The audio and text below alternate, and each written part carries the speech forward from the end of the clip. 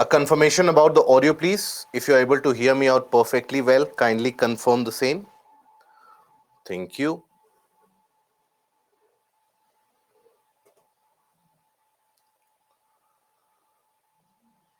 Roshan, what is the issue that you are facing? Can kindly point it out.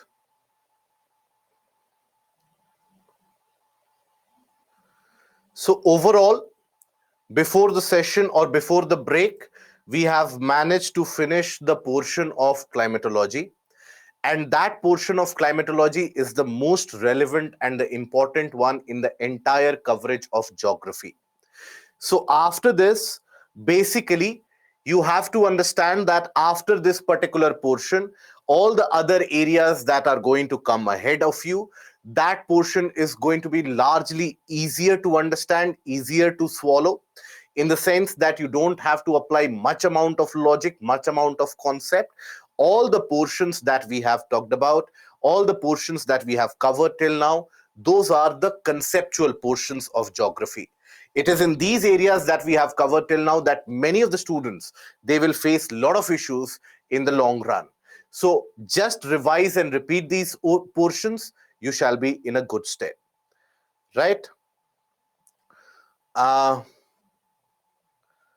okay, Roshan, your question is that when the class of students, the time is taught, but 8 horses a day is too much.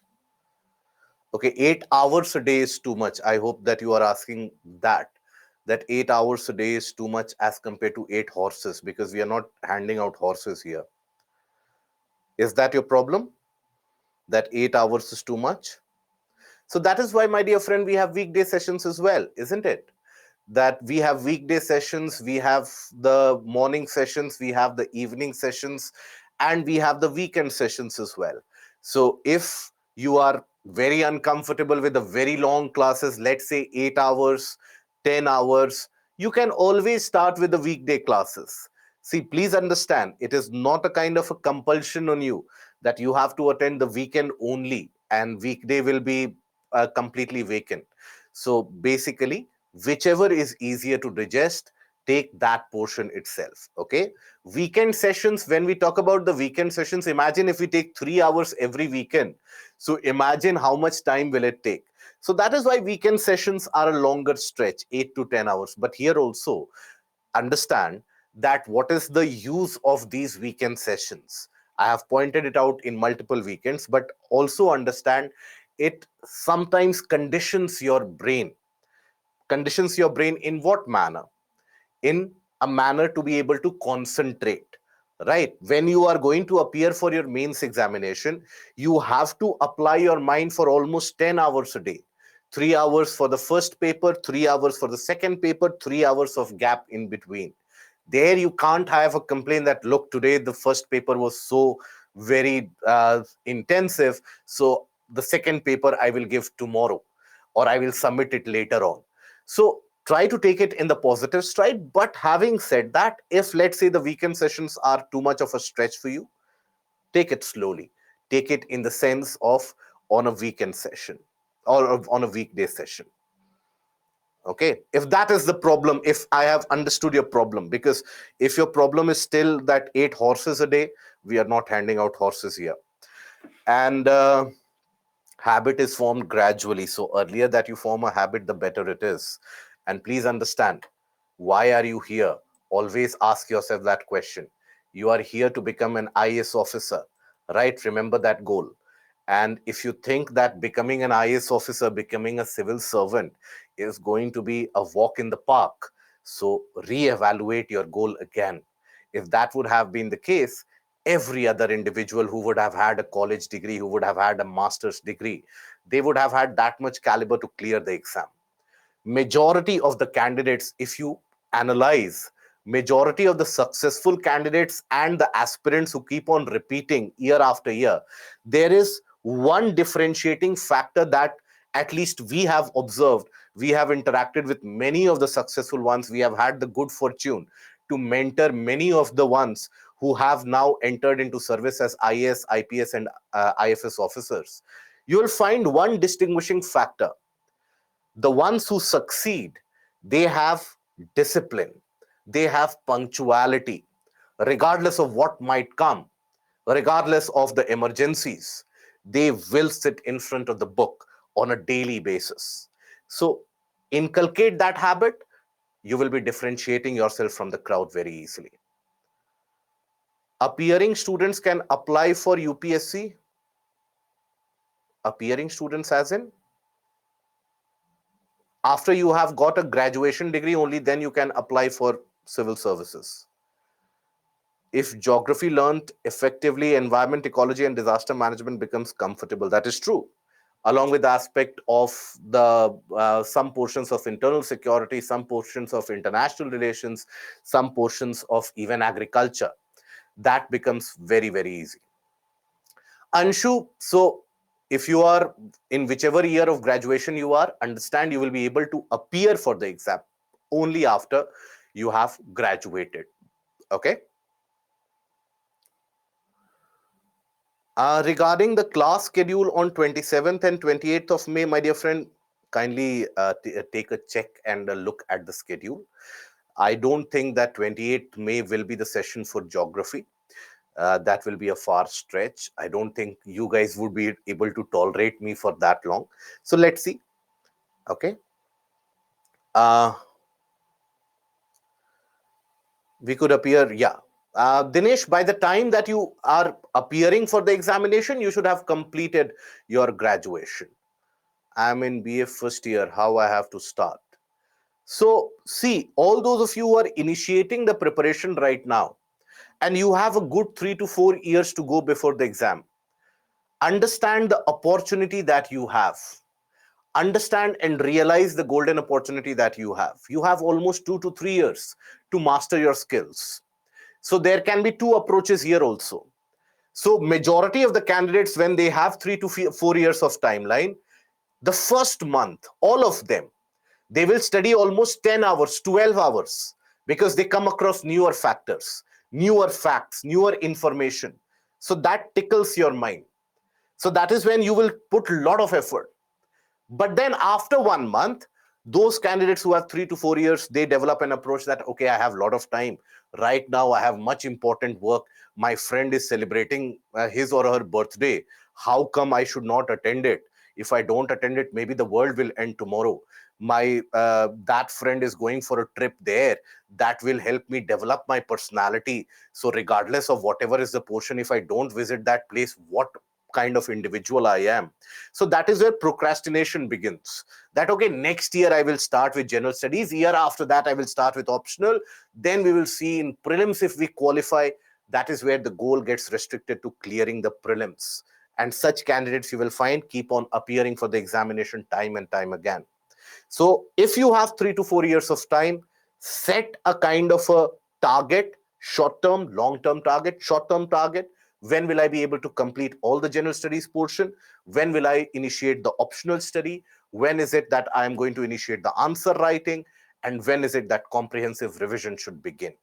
You should give yourself that 5 month window before the prelims, by which time you should have completed, if you have that much time, by which time you should have completed the optional answer writing, test papers, etc., so that 4 to 5 months before the prelims you are a well molded candidate who will focus only on the examination. Then there is nothing stopping you to clear the mains and even the interview. Okay. Nitin, apologies for that. Please be kind enough to send a reminder. And Aarti, some person told me that I should not do UPSC, do something else that's demotivate me. See, there will be a lot of people who will tell you, and let alone people, when you check out, if you are on social media, when you check out social media, you'll find many of your friends who are holidaying, let's say in Europe, who are holidaying in United States, in terms of their idle time that they have. You don't have that luxury. You are working towards a goal. So whenever you have that self doubt, and self doubt is very normal. If an individual tells you that they never get demotivated, that individual should get themselves checked with a doctor or a psychologist to the least. So everybody gets demotivated. I have not come across any individual candidate, successful candidate, who doesn't get demotivated. It is about how you utilize your demotivated time. Whether you are so demotivated that for 1 month I'm demotivated, I am in a lot of stress, I cannot study. If you have that approach, your mind will like to stay demotivated. But when you get that kind of a feeling, for maybe 1 day or 2 day break you take, and even in that 1 or 2 days, you have to read the newspaper, you have to get in touch with everything that is going around. Then after a couple of days of break, start with a greater vigor. That is something which will get you back. Okay. Approach of answer writing practice for working professional, Vishal. See, working professional means you don't have a lot of time, luxury of time is not there.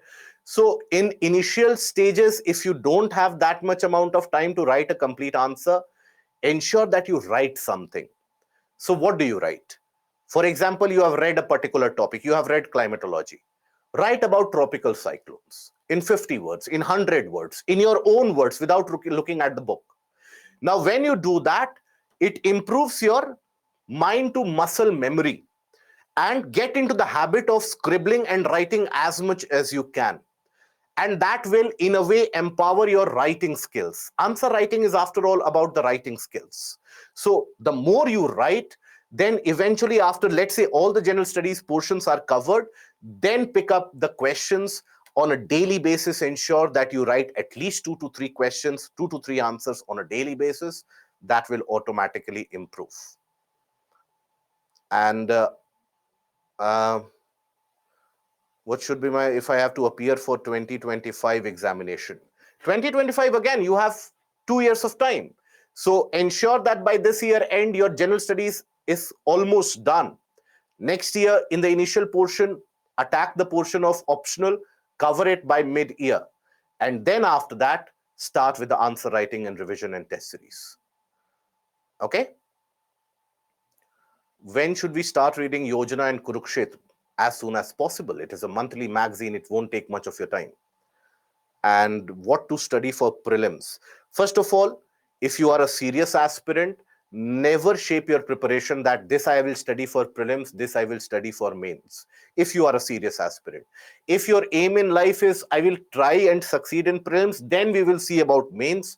Understand, between prelims and mains, you don't have enough time even to tie your shoelace. That is the less amount of time which is available. So you won't be able to cover many new things in between prelims and mains.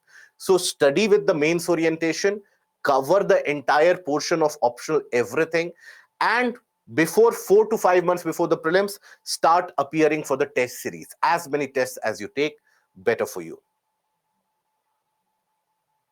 Okay? 6 months is good for geography optional, yes. Always. Any optional that you take, 4 to 6 months is the time which is going to be taken in that optional. Yes, and that includes the portion of answer writing and revision as well. So even for optional, be it anthropology, be it geography, be it sociology, first of all, first thing that should be done is take a look at the syllabus, detailed syllabus. What is it that you are required to study? After that, start attacking these individual portions. Okay? Essays, writing skill, and good idea about the portion of general studies. General studies should be covered. Current affairs, you should have an idea. Essay comes naturally after that. It is a kind of a natural flow through. So whenever you attend the essay sessions, if we'll check the schedule, if I'm taking the essay sessions, I will help you in that. Okay. Is scoring 100 out of 250 is a good score? How to go to that level with all the subjects? Ideally, see, if you are target around 110 in the present day market scheme of out of 250. That means for every answer, you have to get close to around 55%, 50 to 55%. If you are able to get that, easily you will be able to score 110. So there also, understand what is the requirement of the question. Right? So for that, detailed coverage of the syllabus along with very significant answer writing practice, because understand, if around 9,000 candidates appear for the mains examination, all those who succeed, Majority of them, the bare minimum of work that they do is they manage to finish all the 20 answers in time. Now, right now, you might think about it that what is the big thing? Finishing answers in time, we have done it in school, we have done it in college. But in UPSC, it is a different ball game altogether. So that is where at least try to write around 500, 700 answers before entering into the mains exam hall. And that is something which will help you significantly. Okay? So now we initiate the discussion for ocean bottom relief and the ocean relief features in general. So ocean relief basically ends up indicating the topographical features that you come across in the ocean bottom. Now, for a very long period of time, our understanding was that when you take a look at the ocean surface, the surface appears to be plain. So the understanding was that the ocean bottom would also be plain. It was only after Second World War when significant amount of exploration began with newer devices. That is when we came upon an understanding that the ocean bottom is not at all plain. It has got very different types of features, very different kinds of phenomena which occur at the ocean bottom. So ocean relief is very, very varied. If you observe the oceanic areas in this map, from your very childhood days, from very young days in school, a student is taught or a child is taught that oceans are blue, land, whichever color you want to go ahead with, use that for land, but oceans are blue. But even in that coloration of blue, you will observe various aspects. Light blue, dark blue, means this is shallow. Here the water is not very deep. Here water is very deep. Then, for example, mid-oceanic ridges, which are almost continuous, right? So all these are basically the ocean bottom relief features. Broadly overall, ocean bottom relief, here you can understand that they are a sum product, they are an outcome of the geomorphic processes across the planet. It is, after all, either the tectonic activities or the volcanic activities or the depositional and erosional processes which end up creating various relief features. So here, how is it that these features are created? Now, I'm assuming most of us, we have basically committed or completed the portion of geomorphology at least. So, tectonic activities. When we talk about tectonic activities, here you have the creation of oceanic trenches, isn't it? Now, these oceanic trenches, they are formed as a result of what kind of tectonic activity? Let me see if we have any memory of what we have studied. What kind of convergence? Oceanic trenches are created due to what kind of convergence?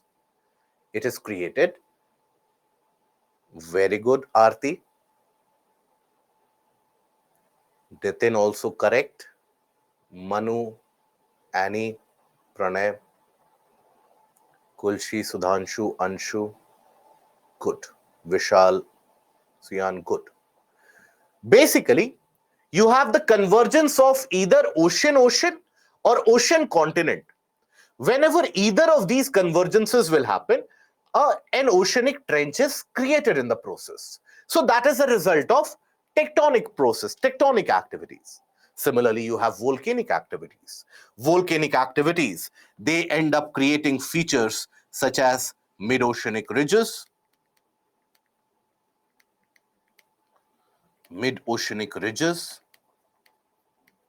even seamounts or underwater mountains. These are also created as a result of the volcanic process, isn't it? So seamounts, they are created as a result of this volcanic process. Now, what is a seamount? Seamount is basically an underwater mountainous feature. Let's suppose this is the ocean, this is the underwater region, this is your seamount. Okay. Now, will this seamount experience a kind of an erosional process, or will it not experience erosional process because it is not exposed to air? Very good. It will experience erosional process because the sea water, the ocean currents, etc., they keep on moving and rubbing against it. So after some time, in many of the cases, you will find that the seamount gets flattened by on the top due to erosional processes. Now, this flattened seamount is what is referred to as a goyat.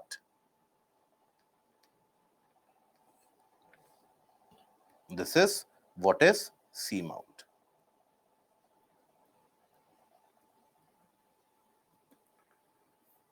Okay, that is what is a goyat.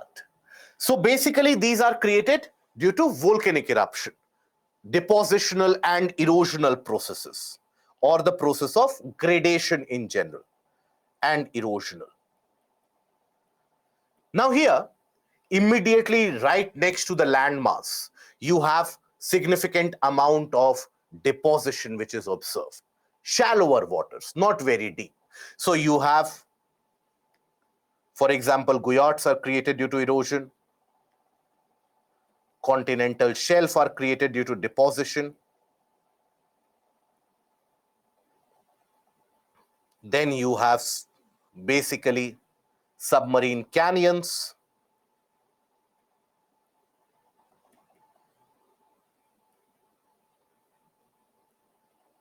Okay, and also we will study more about it.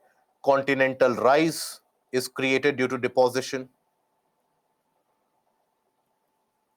Slope due to erosion.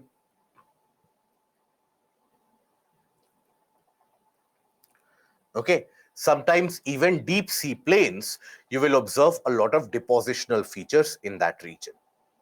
So all these various bottom relief, ocean relief features that you see, they are a sum product of the geomorphic processes. So a question can be framed from here, that a statement type of question. The ocean relief features are a sum product of the geomorphic processes. Elaborate. So in that case, you have to talk about these individual features. You have to talk about very briefly about their formation as well. You have to draw a schematic diagram for all of them, rough diagram, and that will be more than sufficient for the requirement of the question. Okay. Now let us take a look at the various different divisions of the ocean floor. So when we talk about the ocean floor, it is divided into the continental shelf, continental slope, a deep sea plain, oceanic deeps in general, and there are other minor features as well. Continental shelf is immediately next to the land portion. Immediately next to the shoreline, you will come across a continental shelf, right? Then you have slope, deep sea plain, flat portions at the bottom of the sea, generally at a depth of 3 to 6 kilometers from the sea surface. And these are also what are referred to as abyssal plains. Abyssal plains. Oceanic deeps are nothing but oceanic trenches.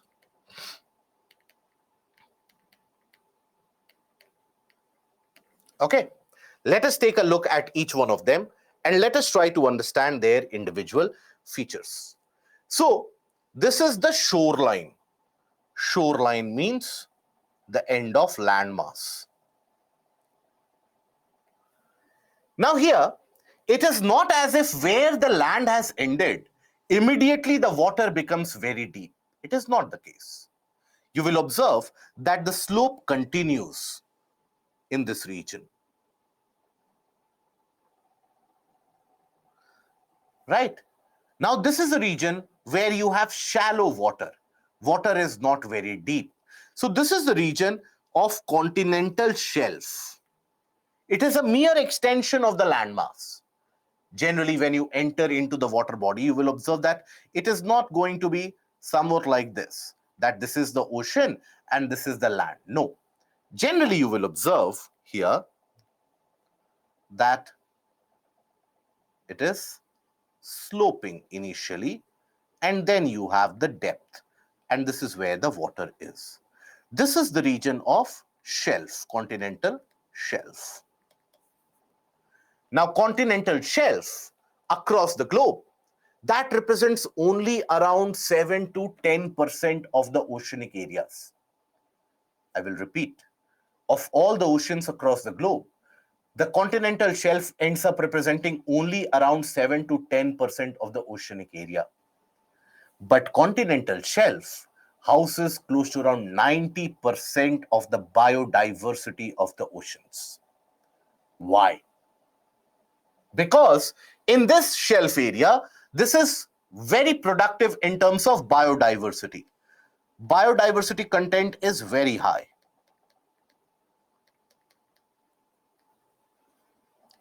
The content of biodiversity is very high. Why? Because here, as you can see, sunlight is able to penetrate. It is not very deep. So as you have the availability of sunlight,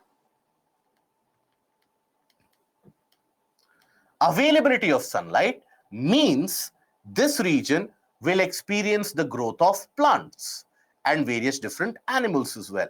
So if the plants are present, animals will always and obviously come across that region. Now, this is also the region where you will find a lot of fossil fuels. Fossil fuels, particularly crude oil, natural gas, that is also to be found in abundant quantity in the continental shelf area. Why? Because again, when we talk about the continental shelf region, understand, how is it that petroleum or crude oil is formed? Crude oil is formed as a result of the deposits of marine species, the marine animals.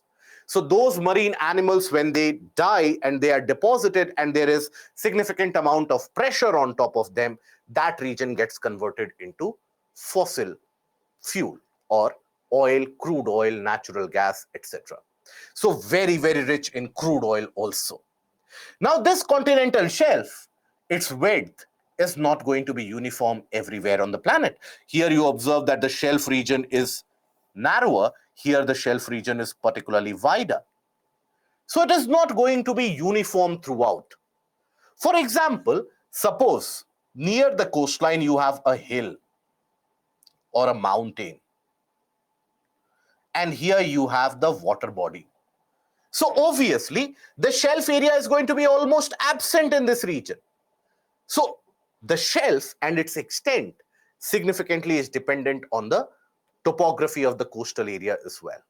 For example, if you take a look at it, here observe the coastline of South America. The shelf is almost absent. Why? And how do we know that shelf is absent? You don't have any bright colored, bright blue region in that area. Why do we have the shelf being absent here? Because, very good, we have the full mountains of Andes in this region. Observe the shelf in this area. Very, very wide. Very wide. Significantly rich in fossil fuel. Okay? Now this shelf ends at a place where suddenly the slope increases. And that is the portion where the shelf ends. That is a portion which is referred to as the shelf break. That marks the end of continental shelf. Then beyond the continental shelf, in the continental shelf, the slope is very gradual, very little. Beyond the continental shelf, suddenly the slope increases. Here the erosional power of the water body is at play. Now here, generally, that is what is referred to as the continental slope. The depth at the bottom of the continental slope can be as deep as maybe 2 to 3 kilometers even. Excuse me. So the depth can be as deep as 2 to 3 kilometers by the time that you are at the end of the continental slope. So that is where it suddenly becomes very, very deep. Right? Beyond the continental slope, everything eroded from these areas, they are deposited. And the slope suddenly, the degree of slope, it moderates a bit. And that is continental rise. It is formed as a result of depositional action. And then after that, you have flat featureless plains, which are the deep sea plains or the abyssal plains. This up till the continental rise from the continental shelf, that is the region which is considered to be a part of the continental landmass, so continental margin. It is in the deep sea plains that you consider this to be a part of the oceanic landmass. So let us take a look at each one of them and let us try to understand. Arctic continental rise is basically a kind of a depositional feature which is created. Everything which is eroded from here, here, and so on, they are eventually deposited beyond the region of the continental slope. That is continental rise. Not every place will have a continental rise. Few of the oceanic coastlines, they will end up exhibiting a continental rise. So we start with the continental shelf. So it is the extended margin of each continent occupied by relatively shallow seas and gulfs. Observe this. This portion that you see across the map, this is the region of the continental shelf. So in India, continental shelf is much wider across the western coastline as compared to the eastern coastline. That is a feature in terms of the Indian continental shelf region. It is much broader across the western coast. Then it is the shallowest part of ocean where depth varies from 30 meters up till around 600 meters. Average width is around 80 kilometers, but that is not consistent. Some areas you will have the continental shelf which is not even existent. Some areas very broad. For example, coastline of Chile, we have seen the coastline of South America. The continental shelf is almost absent. Why? Depending upon the topography of the coastal areas. So where suddenly the land goes very deep or the water becomes very deep closer to the coastline means there is almost negligible continental shelf. And here, largest shelf is around 1500 kilometers from the shoreline. That is the Siberian shelf in the Arctic Ocean. This is very rich in fossil fuel, the Siberian shelf in particular. So the shelf typically ends at a very steep slope, and that is what is referred to as shelf break. Now, this is also a source of fossil fuel, and shelf consists of almost 90% of biodiversity.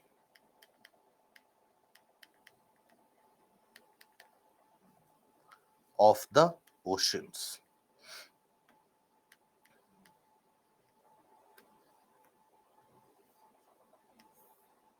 So ecologically, very important for this shelf area.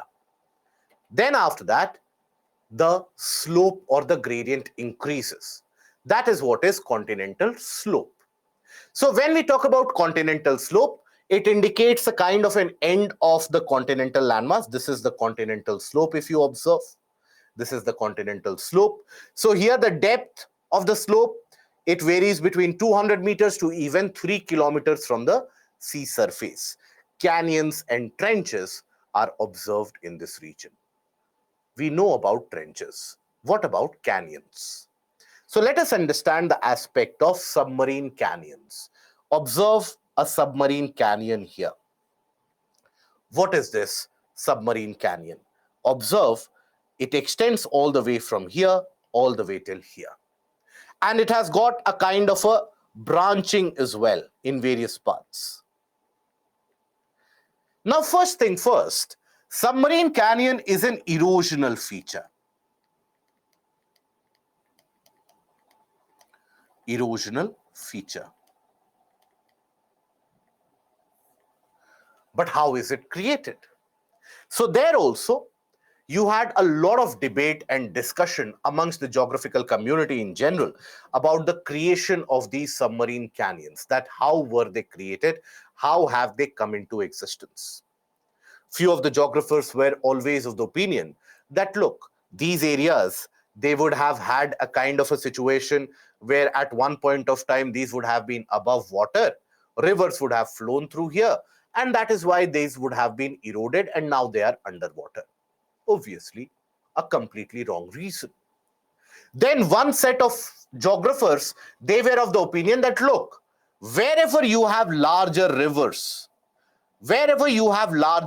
which drain, these river waters along with the sediments that they carry, they will have some erosional feature which eventually will erode the entire region, and that is why you have basically the submarine canyons.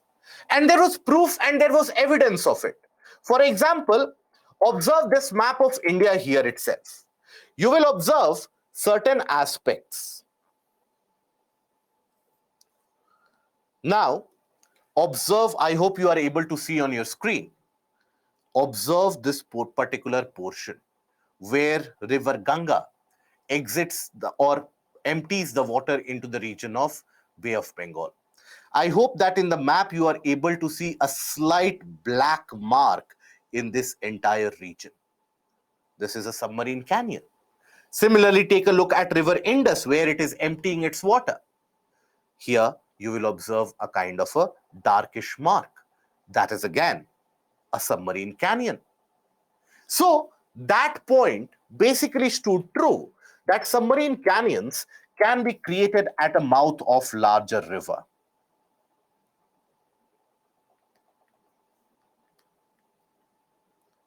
Can be created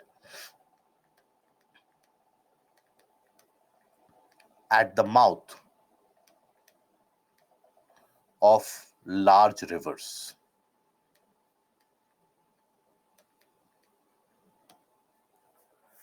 Okay. Now, this is not the only reason, because geologists, the oceanologists, all of them, they discovered that not necessarily the submarine canyons are found only in this region. They are also to be found in areas where you don't have any rivers moving at all. So that is when they came up with another explanation. You had various different geographers of that time, Shepherd, Daly, everyone, who basically were talking about the formation, who were continuously putting up various papers and various theories. Now, we do know all of that based upon the scientific study and investigation, but at that point of time, it was not an easy task to come up because ocean bottom is still not very significantly explored. So the second reason was touted to be turbidity current.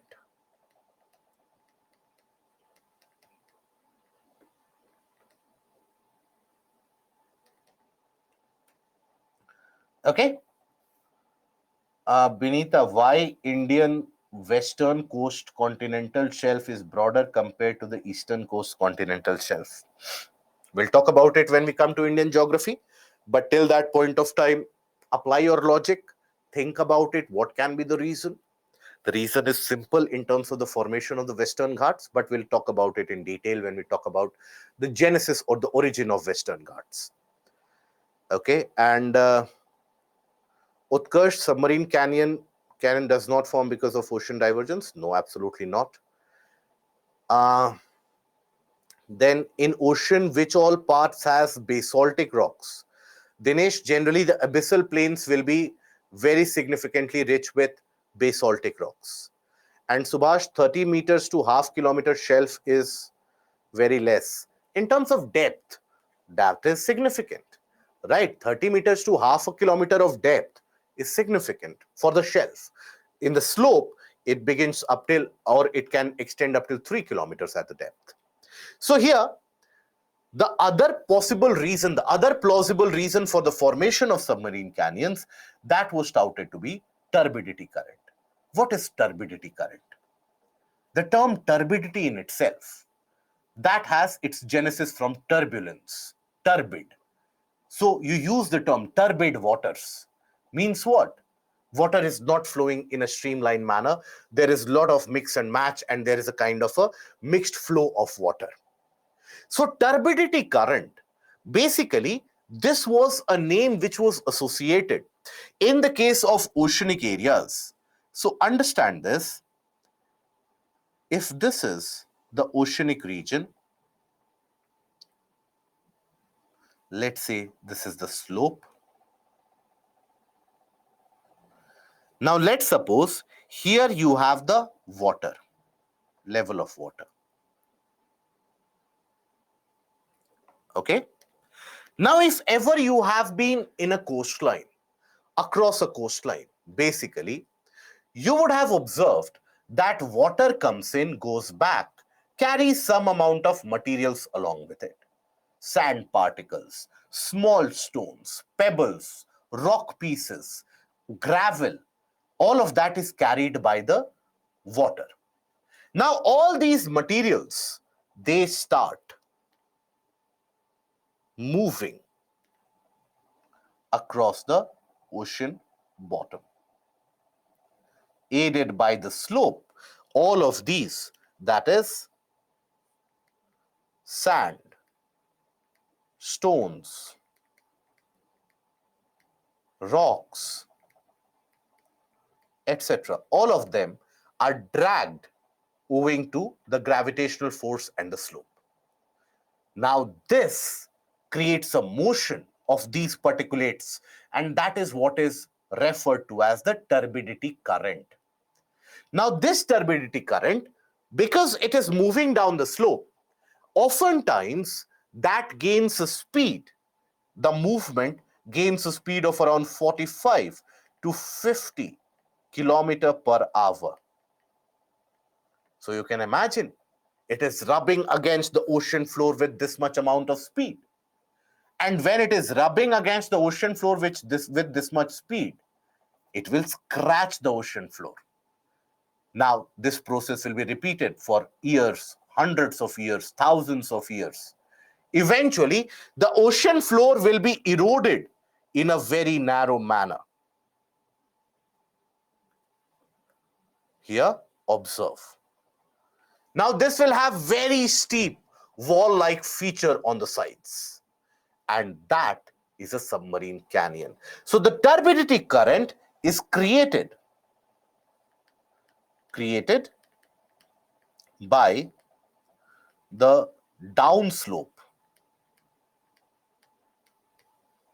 motion of particulates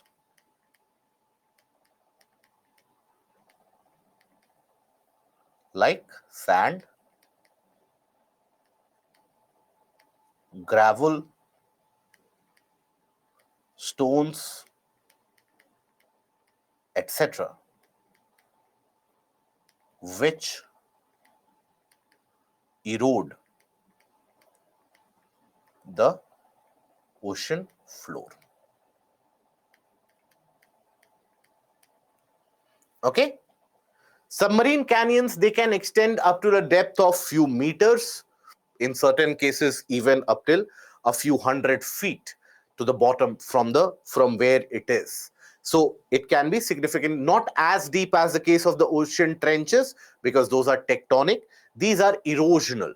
So they will not be very deep, but can be around, in certain cases, let's say 50, 60 meters deep, sometimes even 100 and 200 meters deep. So that is how deep they can be, and they will have very narrow, steep wall-like feature. Okay, so this is basically submarine canyons, and they are very narrow, so you cannot travel inside these canyons.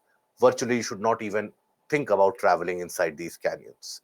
So then we have the deep sea plains. These deep sea plains are nothing but the flat, featureless plains at the bottom of the seafloor. So here the average depth is around 3 to 6 kilometers from the sea surface. And at the bottom, at these deep sea plains, you don't have the availability of light. So here, no availability of light. Permanent darkness. No availability of light. Earlier, it was thought that where there is no availability of light, no life will be existent. But recent discoveries have indicated that you have thriving life at the bottom of the seafloor as well. And that is because most of them, they are filter feeders. That is, whatever is floating around, they will consume that. So the very specific kind of species which inhabit this deep sea plain, they are referred to as the benthos or the benthic species. Species found on the ocean bottom. Ocean bottom. Okay. And they are very specific species, very unique, large eyes, very strong skull, very streamlined bodies in order to withstand the heavy pressure from above. So that is your deep sea plain. Here also you'll find sedimentary deposits like clay and silt, muddy ooze kind of deposit you will find there. Okay. What is the use of the eyes? They have large eyes which is able to see or figure out even in darkness. That is where the eyes are used. Okay. Then we have the oceanic deep or the trenches. These are your oceanic trenches. These are formed whenever you have convergence of plates. Convergence of plates. Which kind of convergence? Either oceanic or oceanic continental.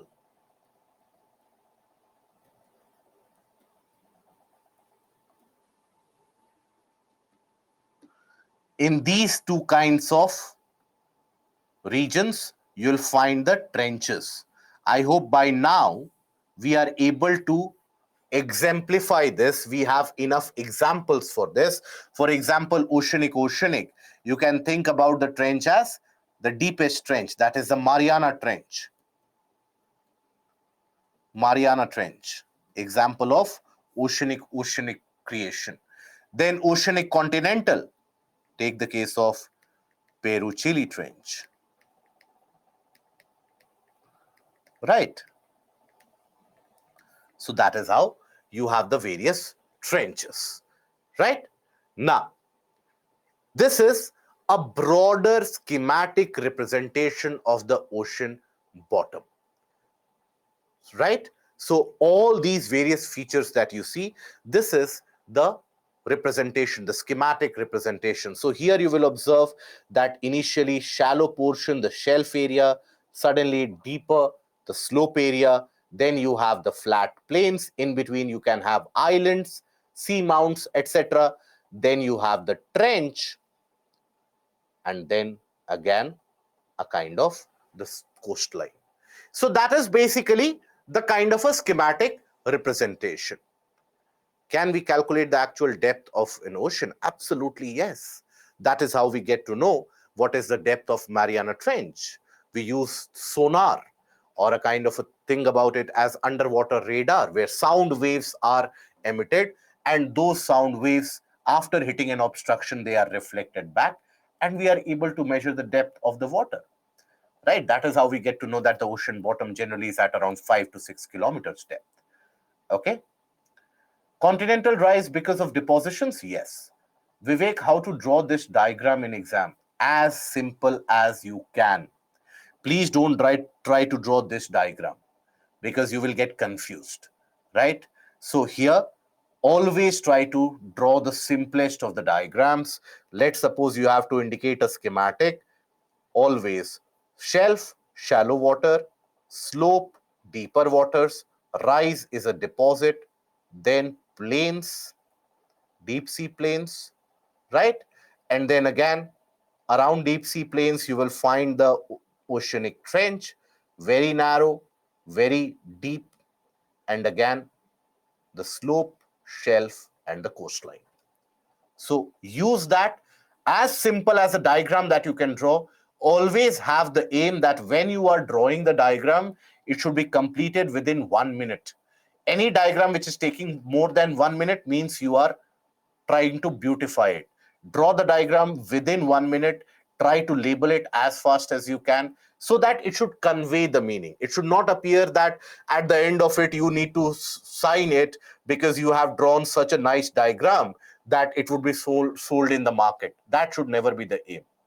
As simple as a diagram that you can. Now we come across the oceanic temperature. That is, what is the feature of the oceanic temperature? Now here, when we study oceanic temperature, we will study it in two components. That is the horizontal variation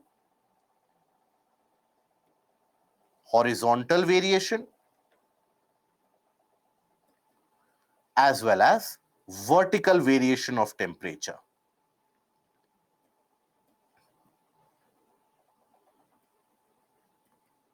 Vertical variation of temperature.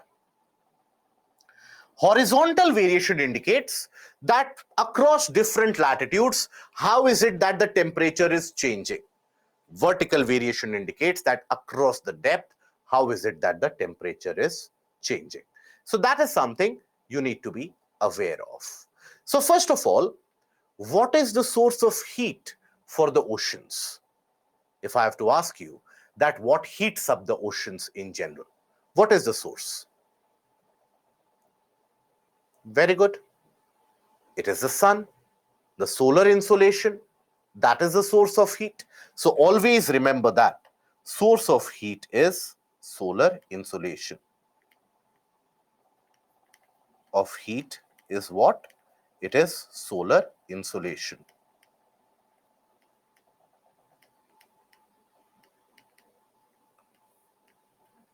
Right?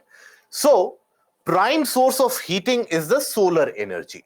The process of heating of and cooling of the oceanic water is slower than the land. Okay. So basically, land, we have seen that land gets heated up at a much quicker pace. It also loses heat at a much quicker pace. That is why during the summer conditions, it is the water which is cooler because the land has gained heat. And during the winter conditions, land is much colder because the water loses heat slowly. Okay. Now, factors affecting the vertical or the horizontal distribution of temperature across the oceans. If you take a look at it, then first of all is the latitude. The latitudinal position of any oceanic region that is responsible for the amount of solar insolation, the amount of heating which is received in different portions. When you talk about the various oceanic water bodies, obviously, the common sense also tells you that, let's say we are talking about North Pacific, closer to the Arctic Ocean, that will be much colder as compared to your Bay of Bengal, isn't it? So latitudinal extent has got significant amount of role to play. So here, surface water temperature decreases from equator to polewards because of the factor of insolation. Okay, and then unequal distribution of land and water. You have the impact of heating of land that is also felt, that is also observed in the case of water body. So here, oceans in the northern hemisphere, they have slightly more contact with the land compared to the southern hemisphere. That is why more heat will be received. So generally, you will find that wherever the water body is very closely surrounded by the land areas, the temperature will be higher, especially in the lower latitudes. So that is the distribution of land and water. Prevailing winds, the existent winds, we have seen that the wind movement that can create upwelling and downwelling, isn't it? Upwelling and downwelling. Now, if I were to ask you upwelling and downwelling, upwelling, what will it do to the sea surface temperature? Will it increase the sea surface temperature or will it reduce the sea surface temperature? When there is upwelling, what do you think will happen? Very good. Upwelling brings the subsurface water to the top. Subsurface water is cooler. So upwelling always will reduce the sea surface temperature. So it reduces the sea surface temperature.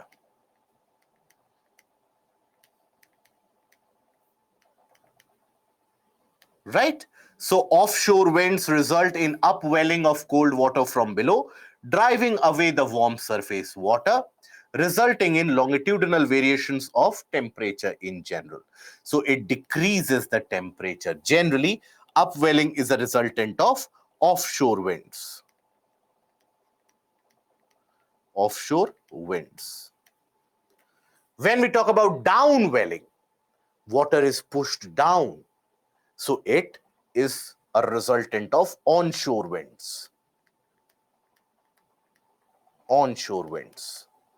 So that manages to increase the sea surface temperature.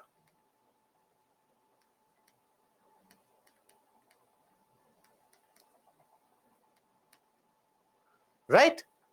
So prevailing winds, whether they are onshore or offshore, they also have the capacity and the capability to influence the sea surface temperature by the resultant action of upwelling and downwelling. Then we also have the factor of ocean currents. We'll study ocean currents later today. But ocean currents, these are basically the channelized movement of water that you observe in the case of oceans. They can bring warmer waters from lower latitudes. They can bring colder waters from higher latitudes. So this also, in a way, behaves like advectional movement in the air. We have seen that when you have warm air coming to a region, the air temperature increases. When you have cold air coming to a region, the air temperature reduces. Similarly, when you have warm ocean current coming to a region, the temperature of the ocean increases. When you have colder ocean current coming to a region, the temperature reduces. So warm ocean currents raise the temperature in colder areas, whereas cold currents decrease the temperature in warm areas. So the impact is very similar,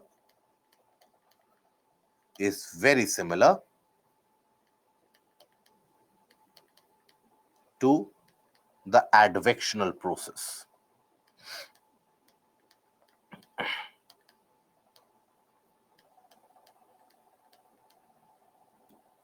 Very similar. So that is where, for example, we'll study about it later as well. For example, northern Atlantic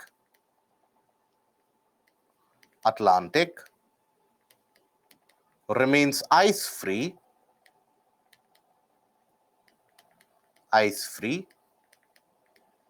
due to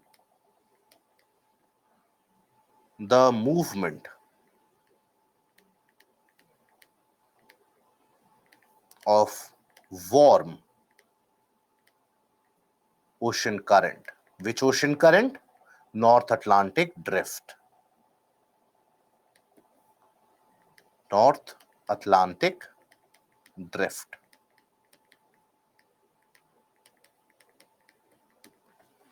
Okay, this is an example. Chandrakant, which one is it that you have not understood?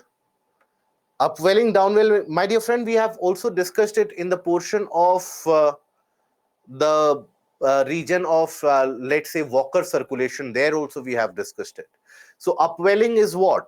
When you, let's say, have a landmass like this and you have water here.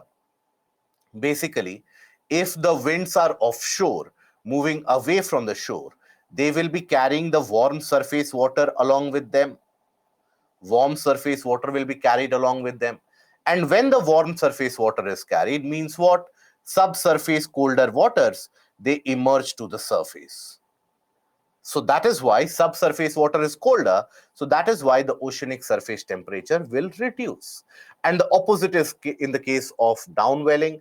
Let's suppose this is where the winds are moving. So all the warm water is being accumulated here. Eventually, they will be forced down. That is downwelling. So all the accumulation of warm water will increase the surface temperature. Okay. Then we have the factor whether the sea is enclosed or whether it is open. In the sense, open sea means, for example, take the case of oceans. They are open. They are not enclosed by land masses.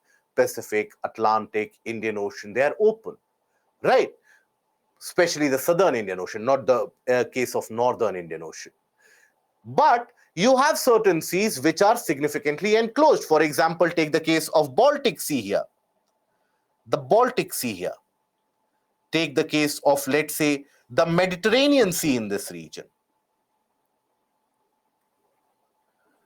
Now, when you have open seas, the change in temperature, the gradient in temperature, that is very, very gradual, very homogeneous in general, right? But in enclosed seas, you will feel the impact of the land mass. The temperature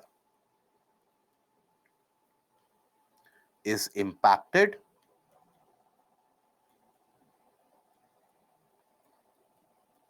by the heating and cooling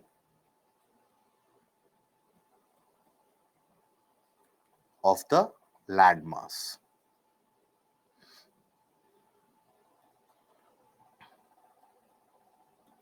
Okay, temperature is impacted by the heating and cooling of the landmass. Whereas when we talk about open seas or open oceans, here, for example, the Atlantic, the Pacific, etc., change in temperature is very gradual. In temperature is uniform, dependent on latitude. On latitude. So here, the variation in temperature is, in the case of enclosed seas, that is impacted by the nearby land areas. For example, if we talk about the lower latitudes, closer to the equator, now in those areas, the land will get heated significantly at a very high pace. The land, when it gets heated, for example, take the case of the Mediterranean Sea. Now, the nearby land areas will get significantly heated up. So the Mediterranean will also get heated up because of that. In comparison, the Atlantic Ocean at the same latitude will be cooler because it doesn't have the same impact of the heating of the landmass. So at low latitudes, enclosed seas have higher temperature as compared to open oceans at the same latitude, as compared to open oceans. And why? Due to excessive heating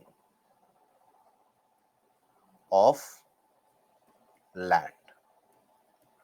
Now, when you go to a higher latitude, for example, the Baltic Sea, now here it is also surrounded by landmass. Now, in the higher latitudes, we do know that land can cool down at a very quick rate. The land, it can get heated up at a very quick rate. It can also cool down at a very quick rate. So at higher latitude, the land will cool down very significantly at a very quick pace. So that means nearby water body will also cool down at a very quick pace, isn't it? So at high latitudes, here, the open seas have higher temperature, enclosed seas are colder. Enclosed seas are colder. Why? Because as the land loses heat very quickly.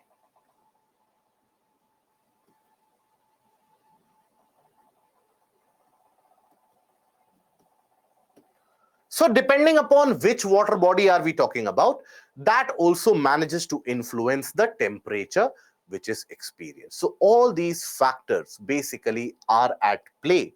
They are responsible for influencing the temperature of the oceanic areas. For example, here if you take a look at it, observe here, for example, take the case of Bay of Bengal. Now, Bay of Bengal is a much narrower water body as compared to the Arabian Sea. So that is why the influence of heating of the land is much greater in the region of Bay of Bengal, right? Now, that means Bay of Bengal's temperature is always slightly higher up. And if the temperature is higher up, which atmospheric phenomena will be observed very commonly in that region?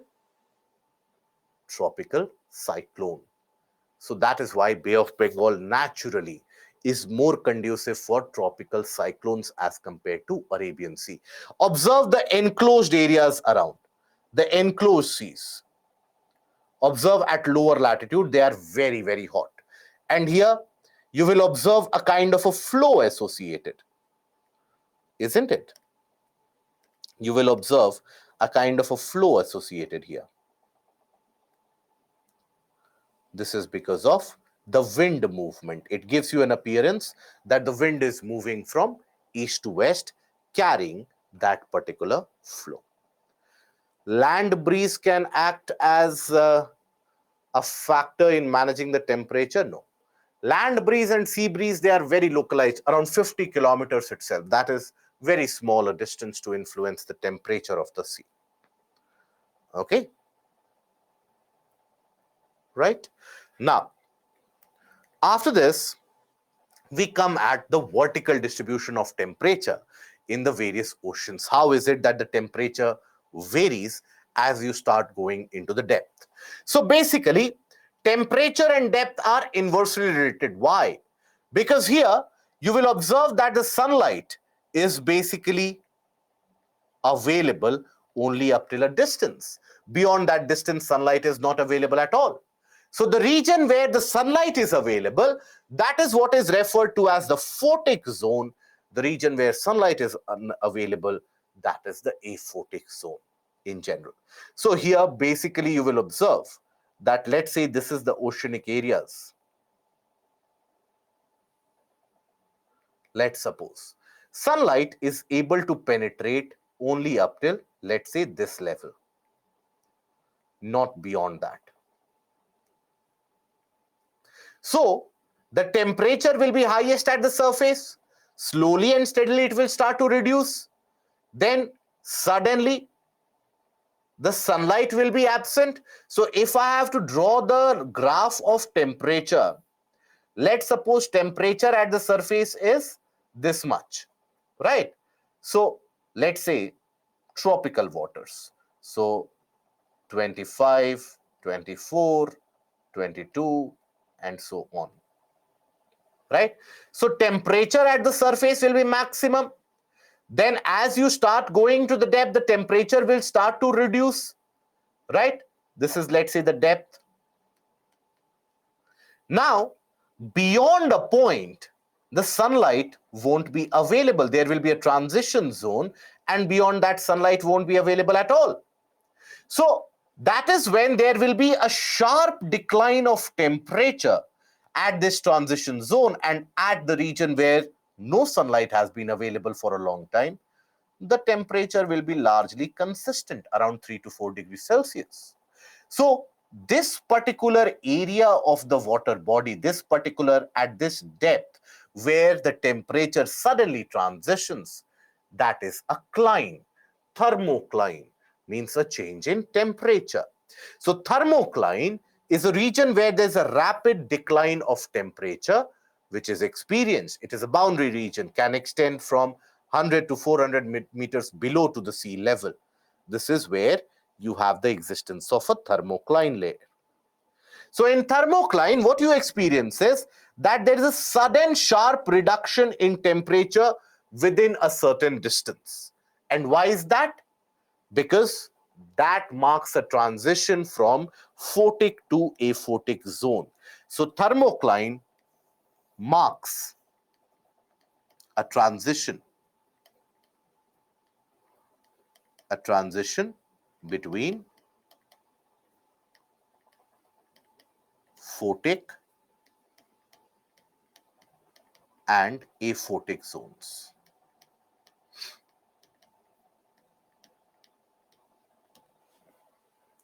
Okay? That marks a decline between photic and aphotic zones.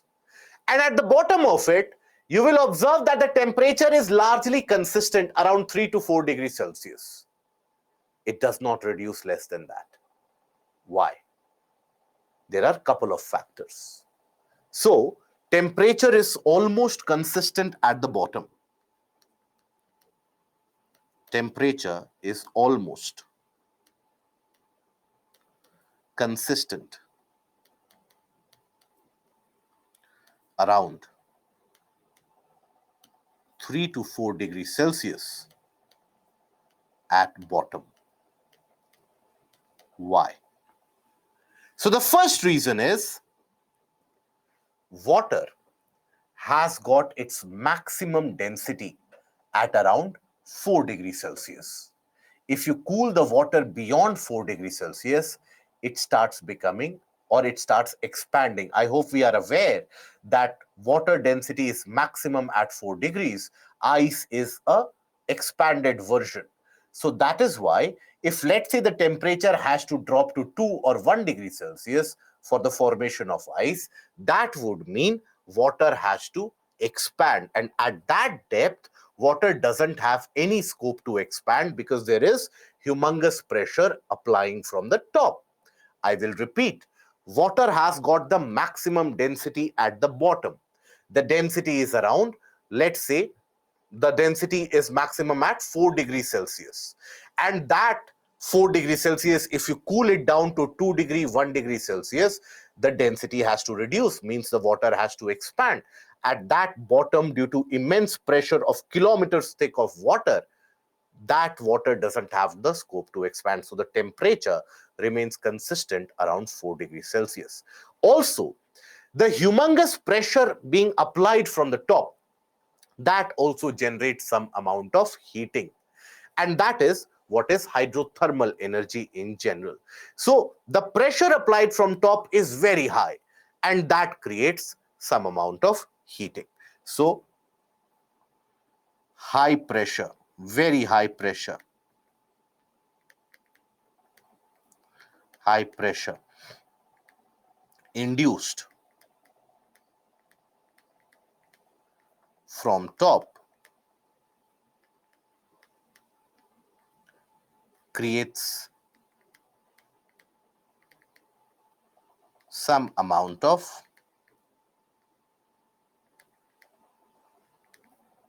heat, and that is the hydrothermal energy. And secondly, water highest density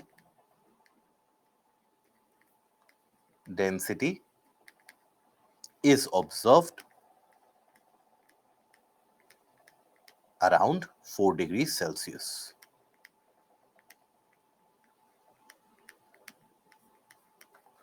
That is why beyond 4 degrees Celsius, if you have to cool, the water has to expand. Okay? Which winds are flowing from Africa to South America? The trade winds. Those are the winds which flow. Okay? Yes, Pranay, very similar to that. Now we come over to the portion of oceanic salinity. That is basically the salt content which is to be found, which is to be present in the oceans. That is what is referred to as oceanic salinity. Right? Now, when we talk about oceanic salinity, we do know that the oceanic water consists of some amount of salt content. Salt content in the sense that the salt content doesn't only mean the common salt that we consume. It can be various minerals: calcium carbonate, magnesium chloride, sodium chloride, potassium carbonate. All of them, they are present in the ocean. So that is basically the salinity. Now, salinity in itself is dependent on various different factors, right?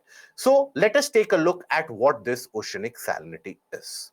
So basically, oceanic salinity refers to the total content of dissolved salts in seawater. What is the total amount of salts dissolved in seawater? That is referred to as ocean salinity. It is calculated as the amount of salt in grams dissolved in seawater of 1 kg. So that is why it is represented by parts per thousand. That is, in 1,000 grams of water, how much amount of salt is dissolved. So that is parts per thousand. On an average, the oceans indicate, on an average, oceans will indicate 35 parts per thousand as the salinity. This is the symbol for parts per thousand. So that is the salinity level on an average. It can vary because of various factors. That is the salinity level on an average. Okay? So seawater is primarily made up of many ions, chlorine, sodium, sulfate, amongst them. So that is why you have a significant amount of varying oceanic salinity which is observed. Amongst the various salts that you find, basically you will find that sodium chloride is the most dominant, the common salt that is the most dominant. That is why if ever you get into the oceanic water, you get a taste of the water, it is very salty in general. Then you have magnesium chloride, magnesium sulfate, calcium sulfate, potassium sulfate. These are your basic salts, right? The river water, when it flows, river water adds up calcium sulfate. So there are various different sources which add salinity, which remove salinity as well. For example, if you take a look at the various different sources, so various sources, they keep on adding salinity. For example, if you have underwater volcanic eruption, that underwater volcanic eruption will release materials, will release ions, which will add to the salinity levels. Even, for example, the river discharge, some amount of salinity is added. Significant amount of salt content is added, let's say, from the dissolving of rocks by the oceanic water. That also adds salt content. So all these, they keep on adding the salt content into the water, but consistently. Some of these salts, they are dissolved. Some of these salts, they get broken down into smaller pieces. They then sometimes accumulate into larger particles. They get deposited at the bottom as polymetallic nodules. And sometimes, even let's say there is a sea spray, that a sea wave crashes onto the coastline. A lot of sea spray is generated. So even that sea spray, that also manages to remove some salt. So you have volcanic eruption, hydrothermal activity at mid-oceanic ridges. All these, they add the salt content. Whereas sea spray, absorption, precipitation, as well as biological processes, they remove the salt. That is where the salt content is maintained in the oceanic water. Now we talk about the factors which influence salinity. But before that, if you need a break, let me know now, because after 10 to 15 minutes, then we will continue till 8. So if you need a break right now, please let me know. Okay. Now I won't be launching poll every time. Okay, fair enough. Majority of you are saying so. So we'll take a break and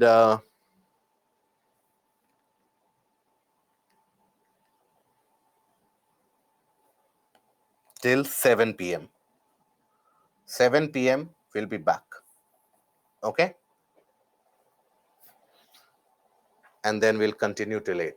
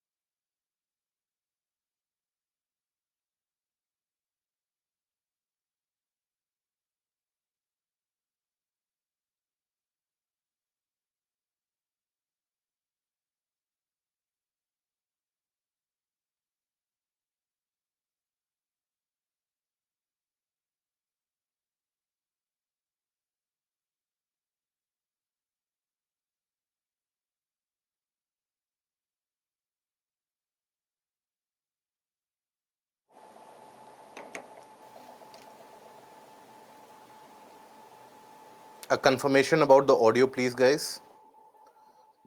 If you are able to hear me out, thank you.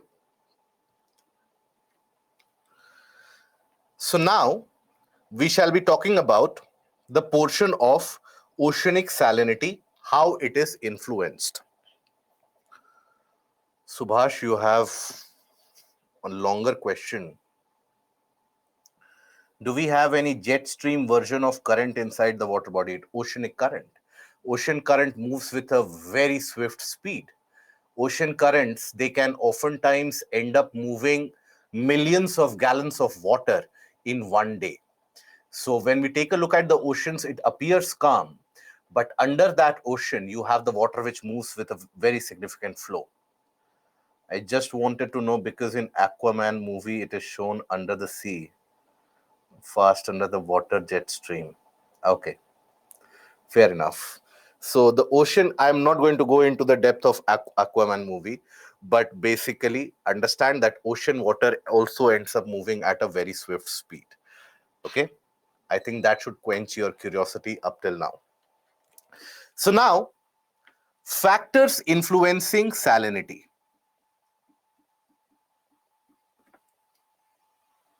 Influencing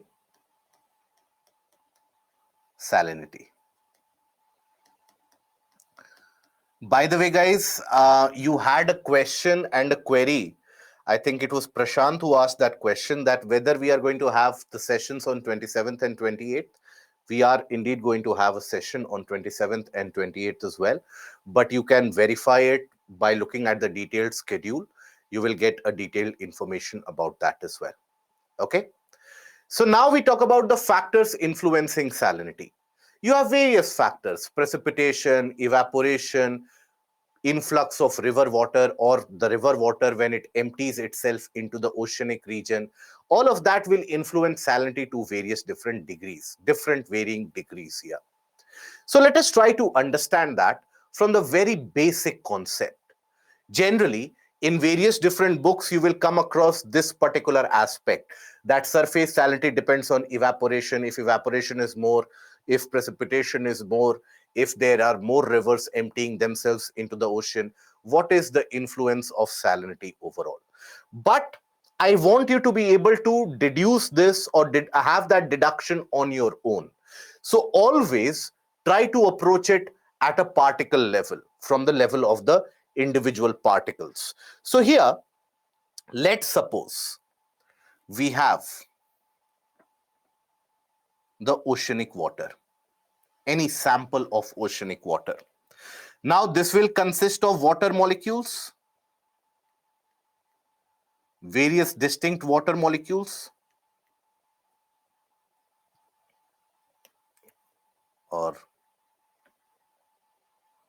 if we are indicating water molecules, let us use different coloration. Water molecules,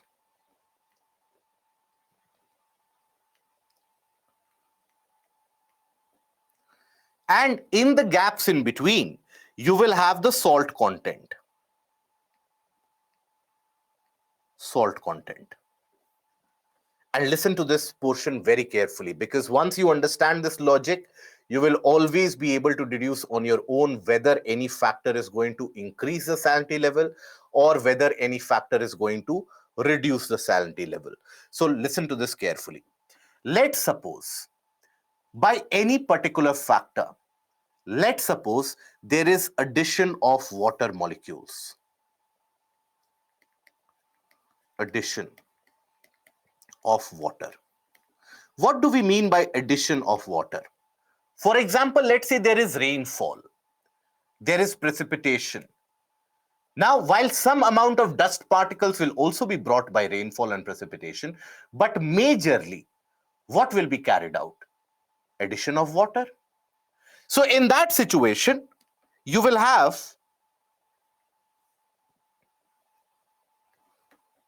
the same sample.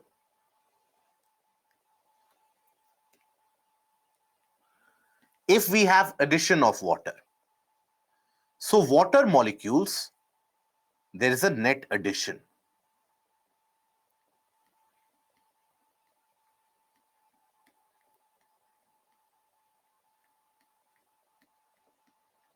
salt content is not added to the same proportion. The salt content is, let's say, similar as was the case earlier. Now, if I compare the sample A with sample B, the proportionality of the salt content, do you think the proportionality of salt content that has increased from sample A to B, it has remained the same? Or do you think the proportionality of salt content has reduced? What do you think? And feel free to answer. What is the maximum thing that will happen? It will be incorrect.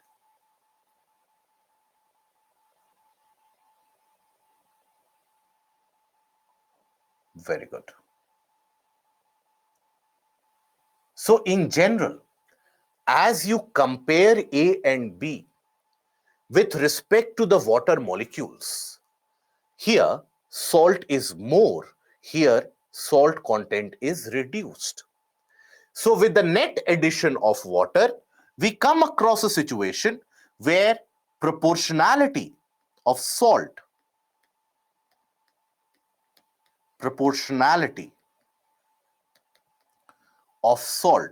content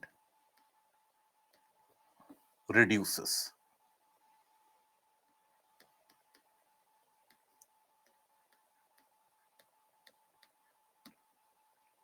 Now, what is the impact in terms of the overall salinity level that it will create? We can say that salinity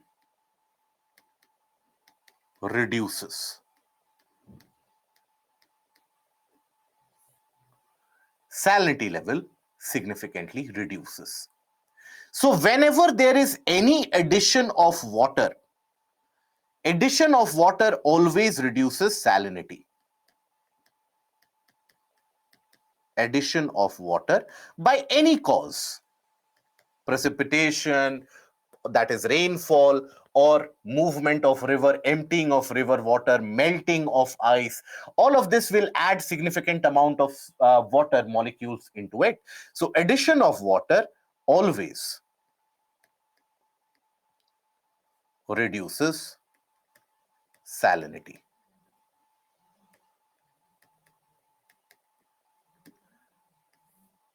Whereas, let's say we undertake any particular activity which causes removal of water. Removal of water. For example, evaporation when it happens. When you have evaporation, that means the salt will be left behind. It is the water molecules which shall get evaporated, isn't it? So here, if there is a removal of water from the earlier situation, you have, let's say, lesser water molecules and the salt content tends to remain the same. So here, as compared to A, the proportionality of salt in this case, is it higher or is it lower? What do you think? Here, it will increase. It is higher. Proportionality of salt content is higher. So salinity increases. Salinity increases.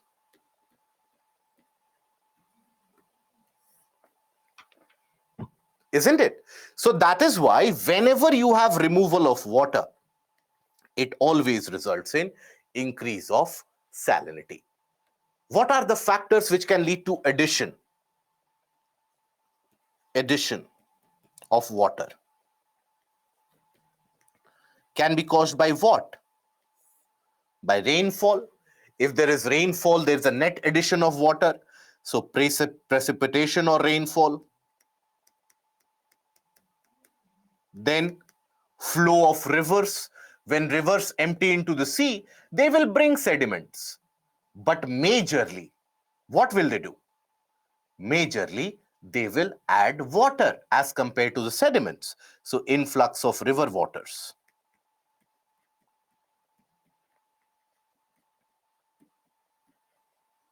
melting of ice.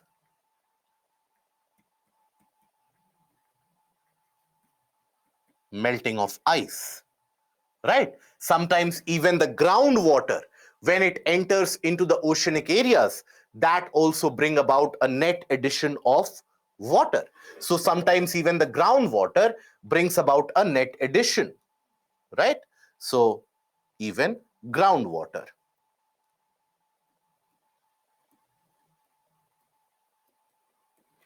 We have a set of questions.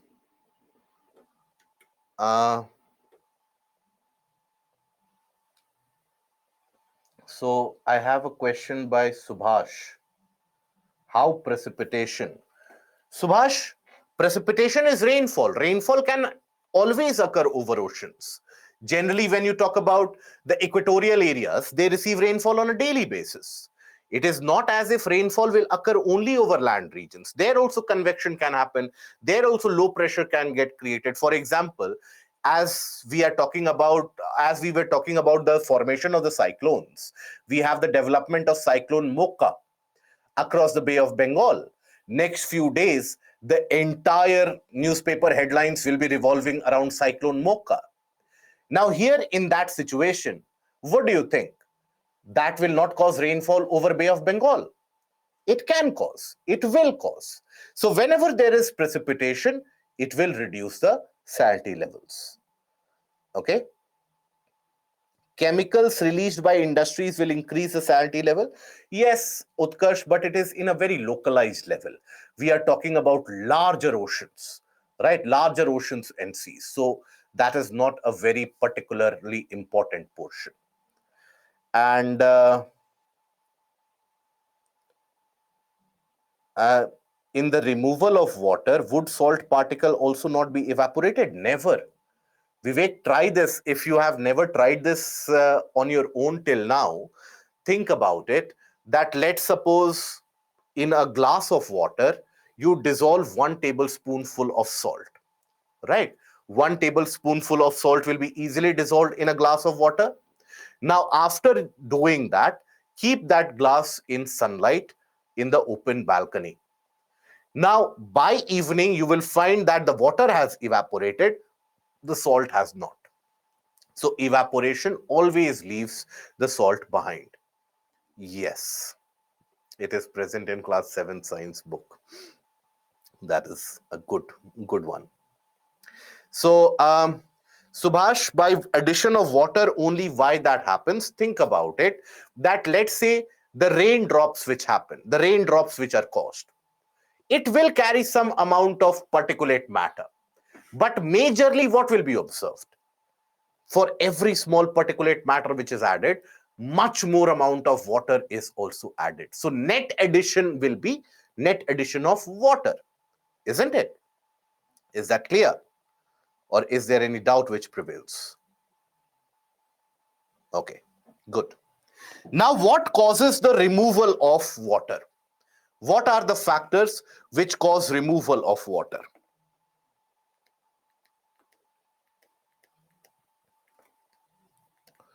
So, removal of water is caused by evaporation, freezing. Let's suppose in the polar areas, you have water which starts to freeze up, right? Now that will remove water. Some amount of salt will also be frozen, but in major portion, water will be removed. So freezing.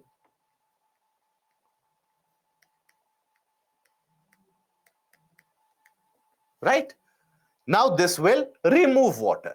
So any event which removes water in net total, that will increase salinity. Any process which, let's say, provides or adds water, that will reduce the salinity level. Apply this logic anywhere in any water body. If you analyze what is it that is happening in sum total, you will always get the relevant answer. Freezing removes water, isn't it? Freezing, what freezes up? When you have any water body, let's say in the region of Arctic Ocean, water freezes every year to form that ice sheet. Now, that it is the water which gets converted into ice. Some amount of salt is also present, but majorly it is water which gets converted into ice.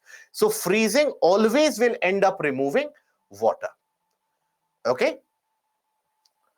Dola Gobind, yes, the amount of salt is approximately similar, but the salinity is different due to increase or decrease of water. That can be the perfect conclusion that you can make out of it. Correct.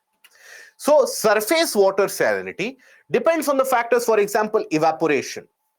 The region where you have more evaporation means there is net removal of water, means that region will always exhibit greater amount of salinity levels. Wherever you have precipitation or rainfall, precipitation always brings about a higher level of addition of water. So more precipitation when it is received in an area, that means those particular regions will experience lower salinity. So that is why less precipitation means more salinity levels. Fresh flow of river water or influx of river water. Wherever you have more river water emptying into the sea, salinity level will be reduced. Why? Because this is net addition.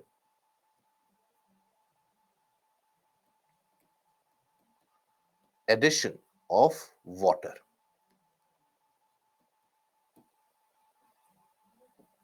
Okay. And then, for example, freezing and thawing. Thawing means melting. Thawing means when you have a development of a large crack. So thawing and freezing of glaciers. So freezing will, what will it do to the salinity level? When you have freezing of glaciers, will that increase the salinity level or will it reduce the salinity level?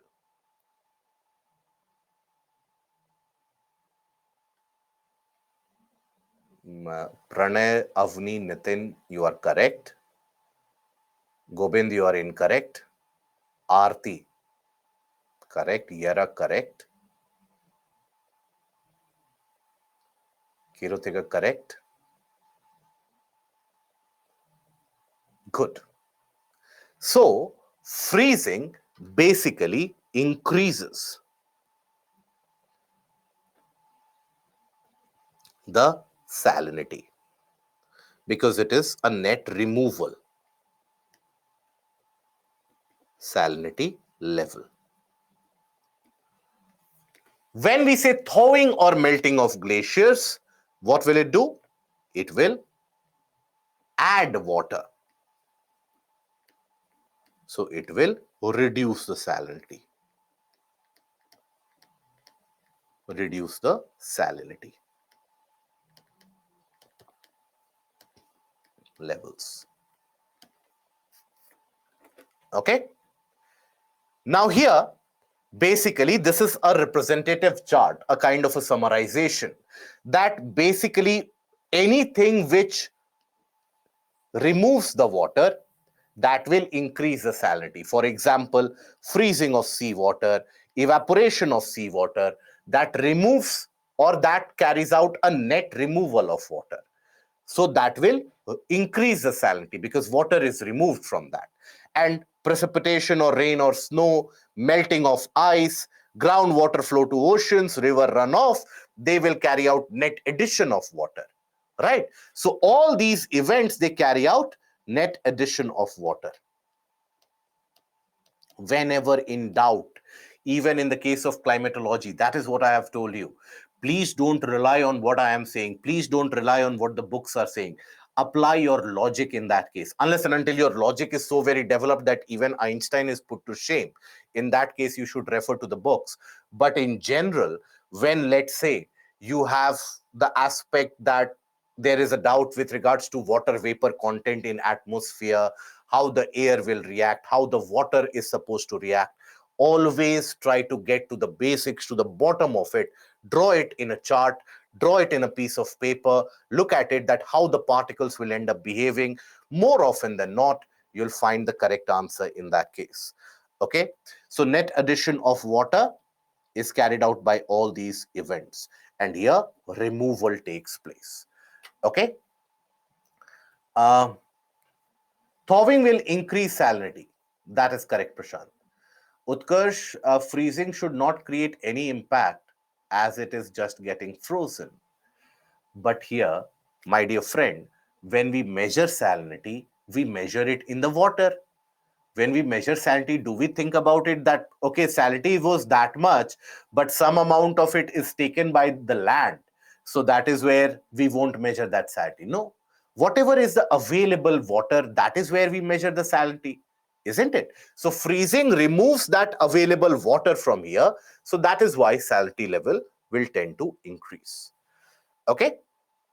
Now, after this, this is the latitudinal variation in terms of precipitation and evaporation. Precipitation and evaporation, these are one of the major contributing factors of the variation of salinity across the various different parts of the ocean.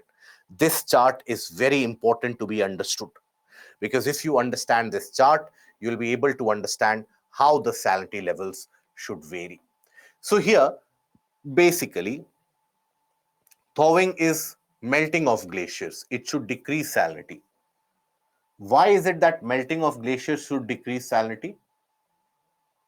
What do you think can be the reason that melting of glaciers will reduce salinity?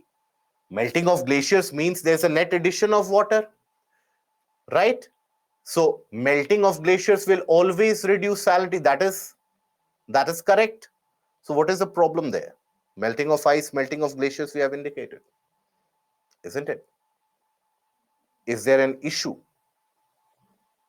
here, Avni, or is that understood? Let me know.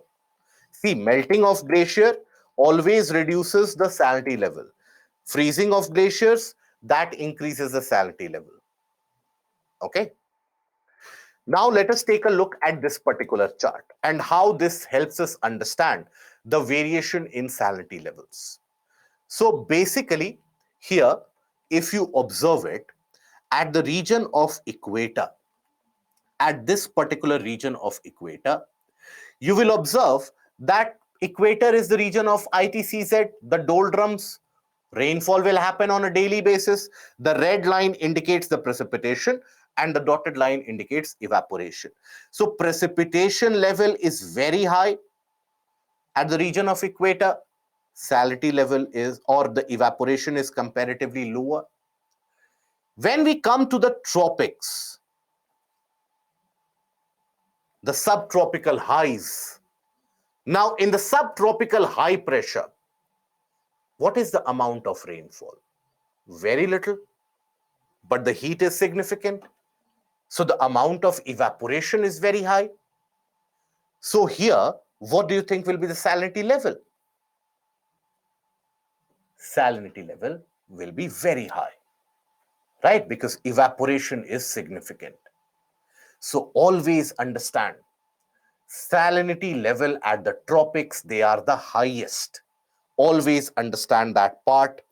Salinity levels at the tropics are the highest.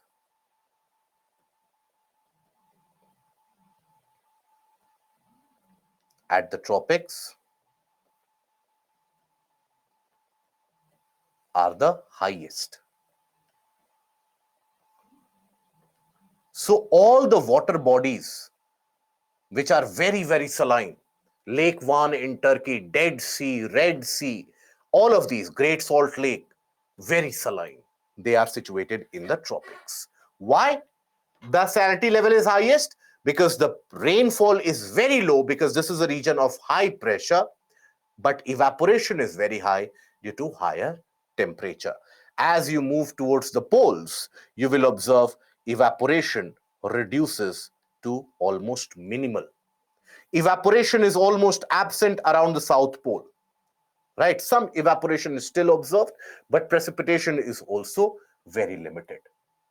So that is why, in general, salinity levels in general, you will observe they keep on varying, but in general you will observe that from the region of equator to the region of poles, that decreases, but it is controlled and contributed by many other factors: the precipitation, melting, freezing, etc. Around the region of the poles, it is the melting and the freezing which starts determining the salinity levels significantly. Okay. Dead Sea very high, so people can lay on the water without drowning. That is correct. And but sir, at pole both evaporation and precipitation are very low. That is correct. So that is what I am trying to say, that at the region of the poles, it is not precipitation and evaporation per se which is the dominant factor. At the region of the poles, it is the melting and the freezing of ice which becomes a contributing factor to salinity. Along with, in certain regions, you also have the impact of ocean currents, which will come to it. But mostly, you will find that in the region of the poles, in the polar areas,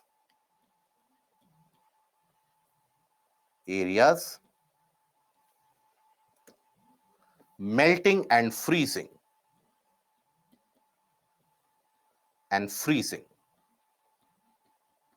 of ice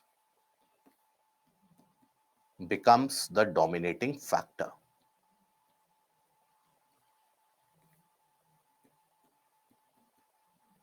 controlling factor for salinity.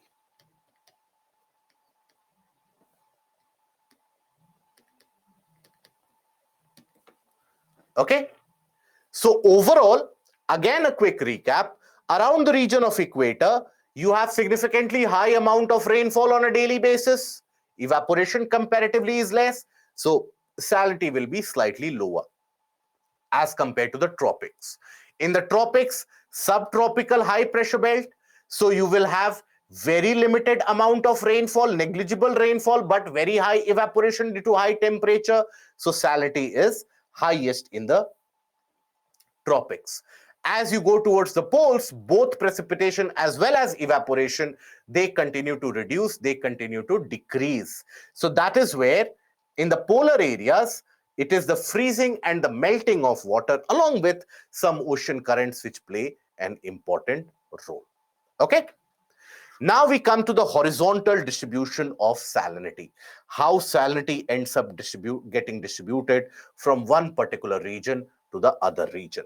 So salinity for normal open ocean ranges between 33 parts per thousand to 37 parts per thousand, with the average salinity, remember that always, average salinity is around 35 parts per thousand. Okay. Now, in the regions where it is landlocked, the water body is landlocked, for example, Red Sea, the salinity level is high as around 41 parts per thousand. Not significantly or extraordinarily high, but still high enough. While in estuaries and the Arctic, now what is an estuary? How many of us are not aware what is an estuary? Please let me know. Okay.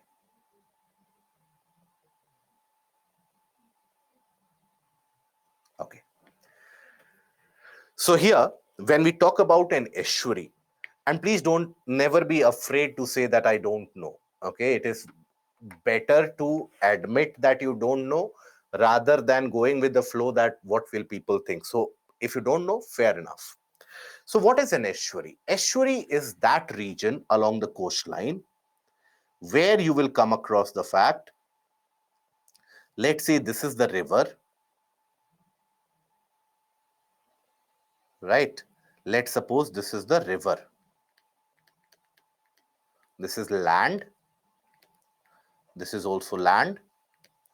And this is the sea or the ocean. So estuaries are those areas where the river water enters into the sea and some portion of the sea also manages to get inwards. It is different from a delta. In the case of a delta, the sea water doesn't get inland. But when we talk about the estuaries, there's some amount of saline water gets inland. So this entire portion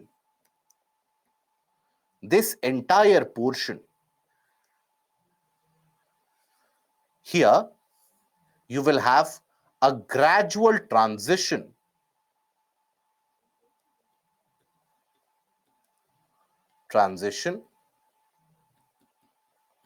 from fresh water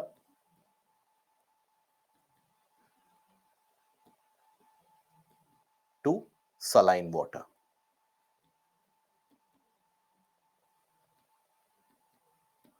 Okay, so this is what is referred to as an estuary.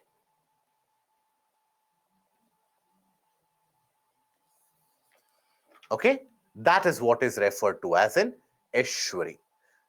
No, Chilika Lake is not an example of an estuary. Narmada, Tapi, they form estuaries significantly. And there also, Mahanadi also forms estuary, but not Chilika Lake. Chilika Lake is a kind of an accumulated water, salt water that you have. Okay, so this is basically the estuary. Now, estuary is a place where significant amount of biodiversity is found, because here you will have species which are adapted to fresh water. Here you will also have species which are adapted to, let's say, saline water. Okay, so here that is an estuary. It is different from a delta. How?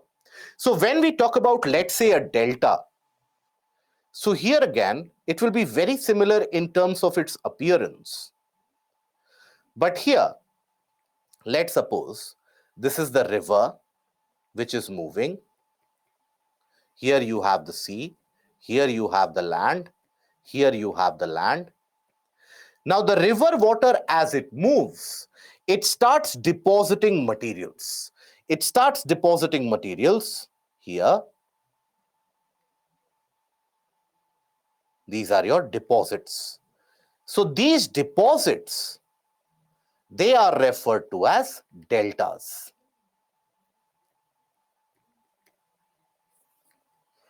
Okay, so it is basically different from the aspect of estuaries.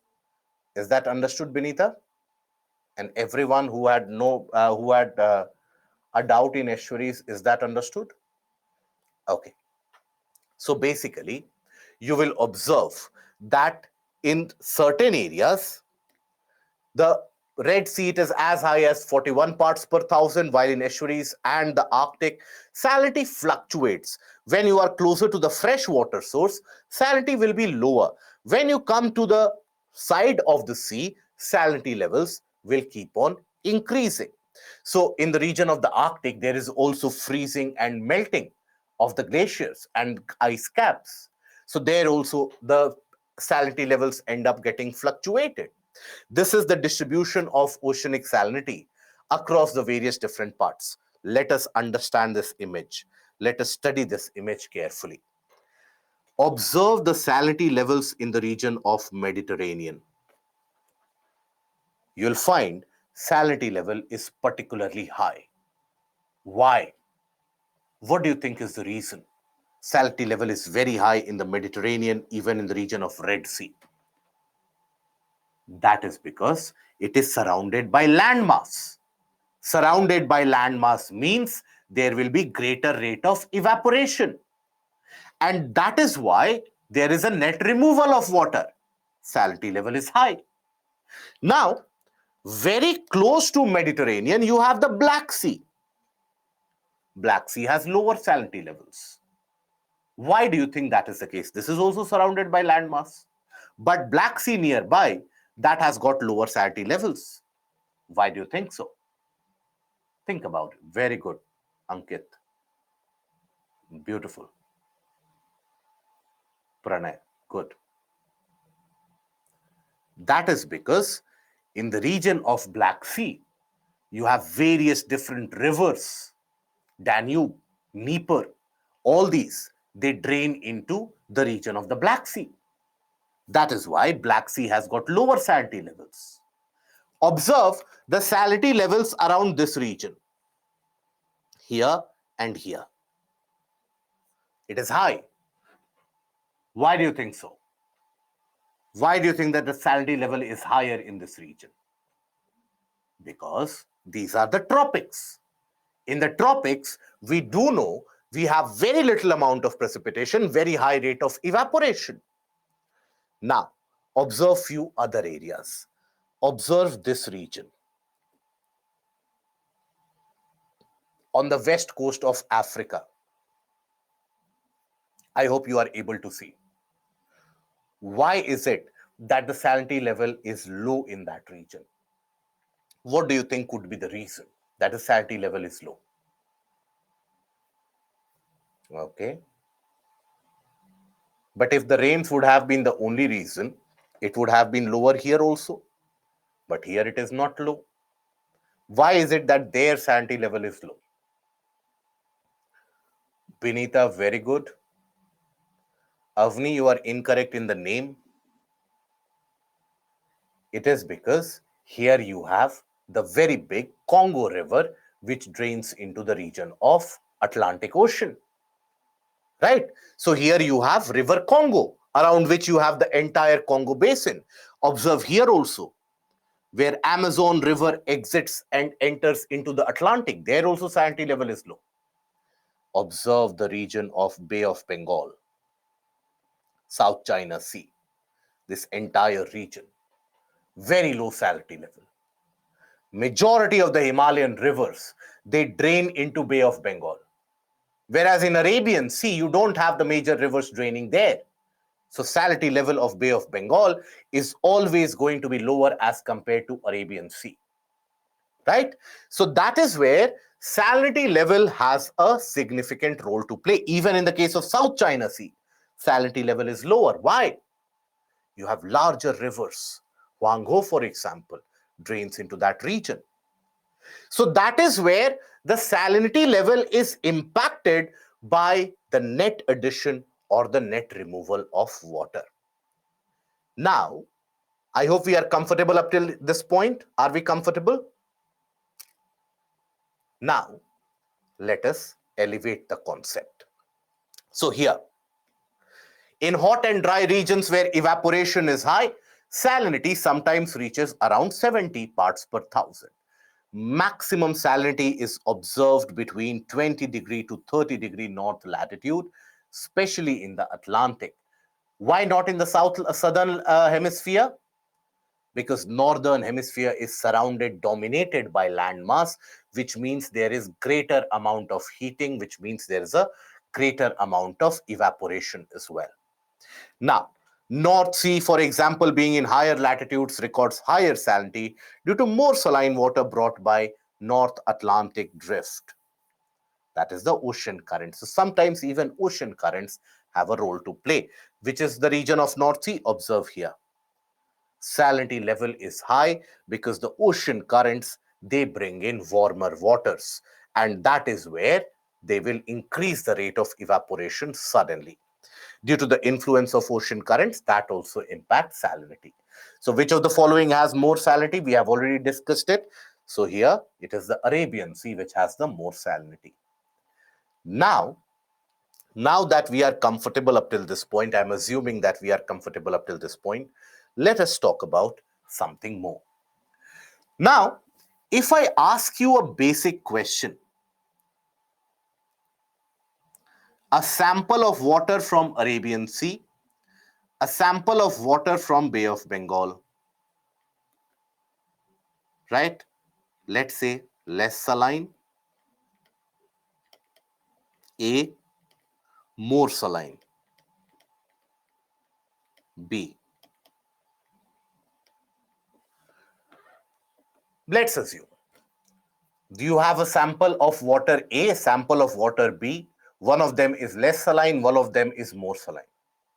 Out of A and B, which of them do you think will be heavier in terms of its weight? Which will be heavier, which will be lighter? Let me know.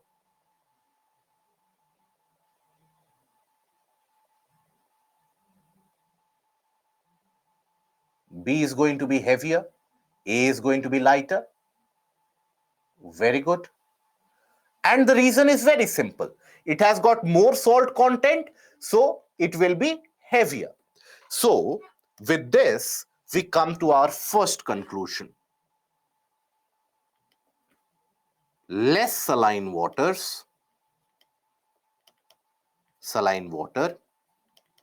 is lighter as compared to more saline water.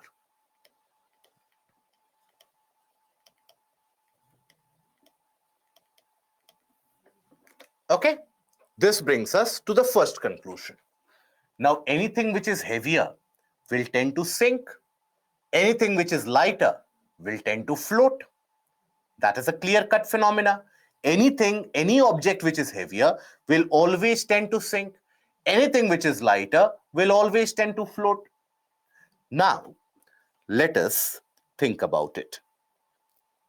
Suppose I have the oceanic water in the case of Bay of Bengal.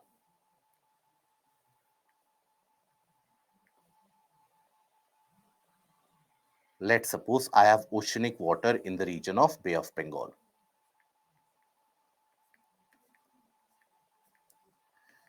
This is the normal waters that you have in Bay of Bengal at a depth. Let's assume the aspect of salinity here is 35 parts per thousand at a depth. Now, Bay of Bengal also has got influx of river water. Lot of rivers will enter into the region of Bay of Bengal, isn't it? Now, river water will be less saline as compared to the other portion of the ocean, always, right? River water is considered as fresh water. It will always have less salinity. And less salinity means what? It will float. So here, the less saline water given out by the rivers, they will tend to float. Are we comfortable up till here? Less saline water brought by the rivers, they will tend to float over the greater saline waters, isn't it? Let me write it down as well. Less saline waters brought by rivers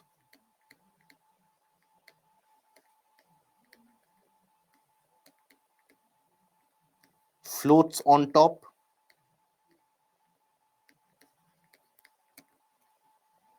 Okay. Now here, what is it that we have observed?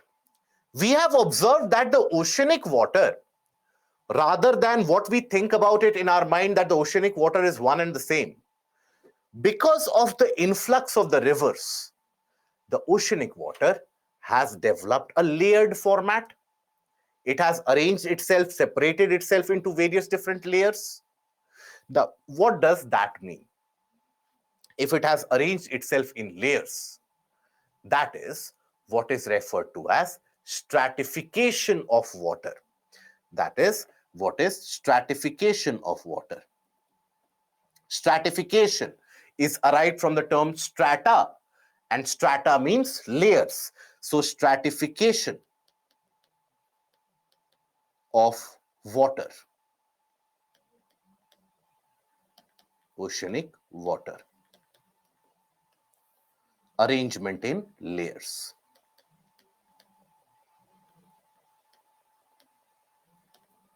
In layers. Okay. Now this is a representation, let's suppose, of the Bay of Bengal. Right? Now, Bay of Bengal water. Now, let us represent over a period of time. Obviously, this will get mixed and it will gain a homogeneous property. But by that point of time, more rivers will bring in more fresher water. So always there is a kind of a stratification. That is less saline waters on top, more saline waters at the bottom. Now let's consider the region of Arabian Sea. Arabian Sea basically, not many rivers empty their waters in Arabian Sea. So they will have a kind of a homogeneity. Let's suppose Arabian Sea is represented here. A kind of a homogeneous extent. Okay. Let's say it is 35 parts per thousand is the salinity level. Now, if I ask you the question, this is also heated by the sun. This is also heated by the sun. Now here, the solar rays, they fall upon it. Here the solar rays, they fall upon it. They are able to penetrate ever so slightly, but they fall upon it. Now, if I ask you the question that out of the two, if I talk about the surface up till this depth, and up till this depth. Right? Let's name this sample as A. Let's name this sample as B. Now, closer to the surface, where do you think the temperature will be gained at a quicker pace? In B or in A? Where do you think the temperature will be gained at a quicker pace closer to the surface?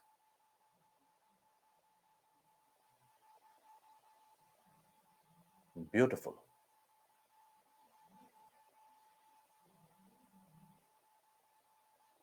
Okay. As soon as I said beautiful, many of you have given the incorrect answer. So understand the logic, and then we'll talk about it, that where it is going to gain temperature quicker. In the case of A, the heat which is received here, because the water is more or less homogeneous, that heat will be distributed significantly to the depth, equally almost, to a greater depth. Whereas when we talk about A, significant amount of heat will be restricted in this portion because it has got a different density. Some amount of that heat will then be transmitted at the lower region as well. But significant amount of heat will be restricted to the upper portion. The upper portion will start behaving like a layer on its own. So here it will be distributed, but significant portion will be restricted. So now if you think about it, where is it that the heat will be gained quickly? It will be in the portion of B. Why? Because there is a separate layering almost. There's a different layer which will get heated very quickly. So in the case of B, where you have stratification, heating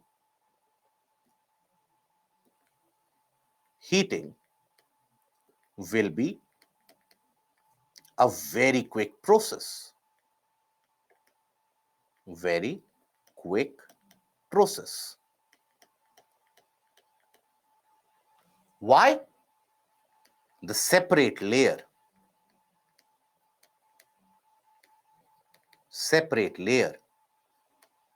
gets heated up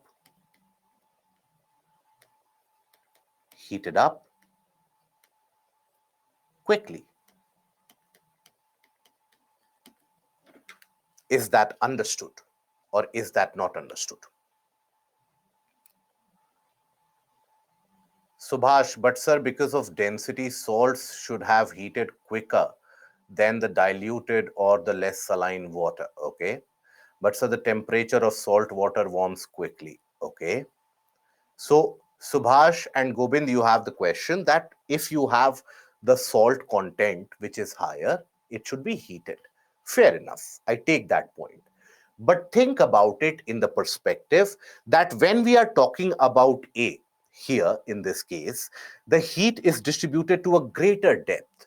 So the time taken to heat it up, it can get heated up, but the time taken to heat it up will be larger because heat is distributed to a larger region. Let's say the heat is able to penetrate up till 400 meters, 500 meters from the sea level. So it will get heated up eventually, but it will take a larger amount of time. Here, the heat is restricted to the topmost layers because that layer separates itself, and that is why that particular portion will get heated up at a much quicker pace. Eventually, even here, at the bottom, the salt content is very similar. Right? So even at the bottom content here also there will be heat. It is not as if the bottom will remain colder. That will also get heated up. Portion of A will also get heated up. But then the layer which separates itself, here the heat will be restricted and heat will be restricted in that portion. That is why it gets heated up much quicker. Now is it understood?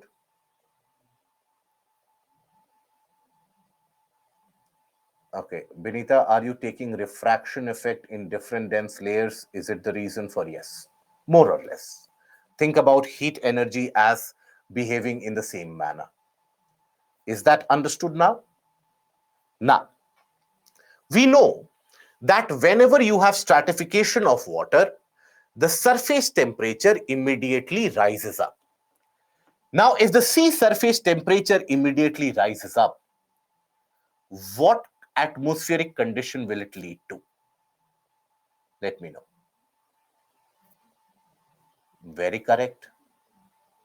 If the sea surface temperature rises up, it leads to the development of a tropical cyclone. So now if you take a look at this image, observe these areas. Observe these areas. So this is also one of the reasons why naturally and normally Bay of Bengal will observe greater frequency of tropical cyclones as compared to Arabian Sea. So stratification of oceanic water is responsible for more frequent cyclones in Bay of Bengal. Frequent cyclones in Bay of Bengal.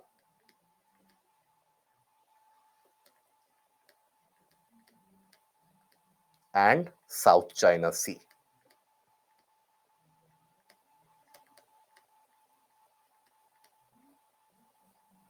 Is that understood, and are we comfortable with this? Because again, I will tell you, on the fear of repeating myself many times, this is not something that you will find in the books. Try to find it in the books, you will not find it. So that is why I need you to be comfortable with this particular concept. Only if you are comfortable will you be able to digest it. Okay? Yes, Pranay. So the previously asked question that we saw. So see, most of the candidates, when they came across the question, when they come across the question that why is it that Bay of Bengal, South China Sea will experience greater amount of cyclone, everybody will think about it from the atmospheric condition. If you are able to interlink the portion of oceanography with the portion of climatology, that is when you will be able to create some difference. Everybody will read the same book, my dear friends. Everybody will have the same source of content. How will you create a difference? It is by these minor points. If you are able to exhibit in the answer paper, your answer will be very different in a different league altogether. So you can create a difference of 1 to 2 marks very easily. Aarti, frequent cyclones are not understood. So understand this here. Basically, when we talk about, let's say, the stratification of water, whenever you have a stratification of water, that is arrangement of water in the layered format. So the top portion starts acting as a separate layer in itself. So that restricts heat, that gets heated very quickly. And whenever the sea surface temperature gets heated up beyond 27 degrees Celsius, an intense low pressure is formed, and that will lead to formation of a tropical cyclone. Let's suppose the tropical cyclone Mocha. Where is it that Mocha is getting formed? Observe the region where Mocha is getting formed. At the mouth of these various rivers. That is where stratification is happening significantly. So a tropical cyclone will develop, it will make landfall, it will then weaken. But let's suppose again, after 10 days, 15 days, again there will be stratification or layering because the fresh water is continuously being supplied by the rivers. So wherever stratification will happen, very quick formation, very frequent formation of tropical cyclone because very quickly the temperature is going to rise up. Okay? I hope that is understood. Now, vertical distribution of salinity. Salinity ends up varying from the surface to the bottom. Tropical cyclone will reduce salinity. Generally, it brings precipitation, isn't it? When tropical cyclone comes in, it brings precipitation. So in that region, it will reduce salinity. But here we have not talked about, in the earlier portion, we have not talked about the impact of tropical cyclone on salinity. In fact, we have talked about the reverse.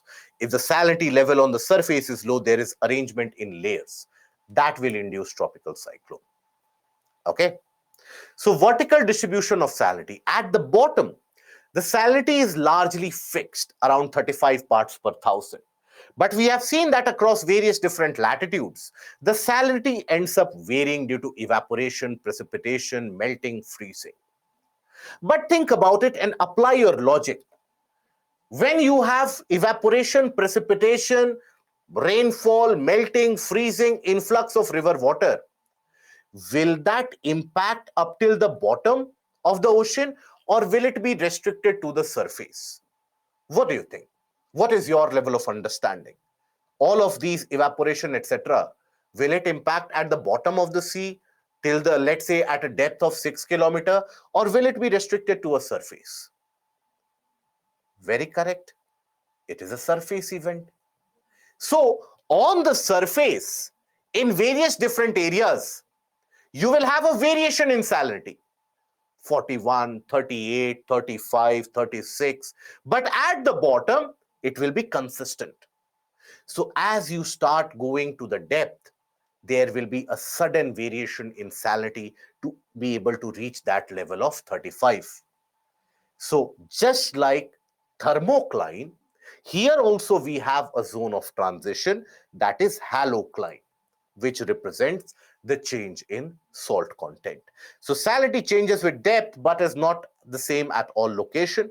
Halocline is very similar to thermocline, but it measures the change in salinity zone or a distinct zone of salinity change. Now, surface salinity we have studied. Salinity at depth is very much fixed. So observe that at depth, the salinity level is largely fixed. Salinity level is largely fixed. Now, depending upon which latitude are we talking about, for example, at equator, salinity is around 35, so there won't be much of a change. At around the tropics, the salinity level is higher, around 37, so there will be a distinct change. At around higher latitude, salinity level is even lower, so that will be a distinct change. So everywhere at the bottom, the temperature is also consistent, the salinity level is also consistent. Why? Because all the impact is restricted to a surface phenomena. Bottom is largely a constant force. Okay? Now, higher salinity is much more denser and stays below the water, having lower salinity. Right? Higher the density, deeper it is, in the sense that higher salinity means greater density, means it is heavier, so it will sink. Lighter or lesser salinity will tend to float on top. This property leads to ocean stratification, arrangement of water in layered format. Okay? Highest salinity water bodies across the planet, if you will observe, Lake Van in Turkey, salinity levels of 330 parts per thousand. That is, in 1 kg of water, you have 330 grams of salt. When you have Dead Sea, when you talk about Dead Sea, it has got a salinity level of 238 parts per thousand. When we talk about Great Salt Lake in United States, salinity levels of 220 parts per thousand. Okay? I hope that is understood. So that is where we'll restrict the session for today, and we will meet again next week. That is where we will talk about the aspect of density temperature difference, creating a kind of a situation of thermohaline circulation, ocean currents, etc. Okay?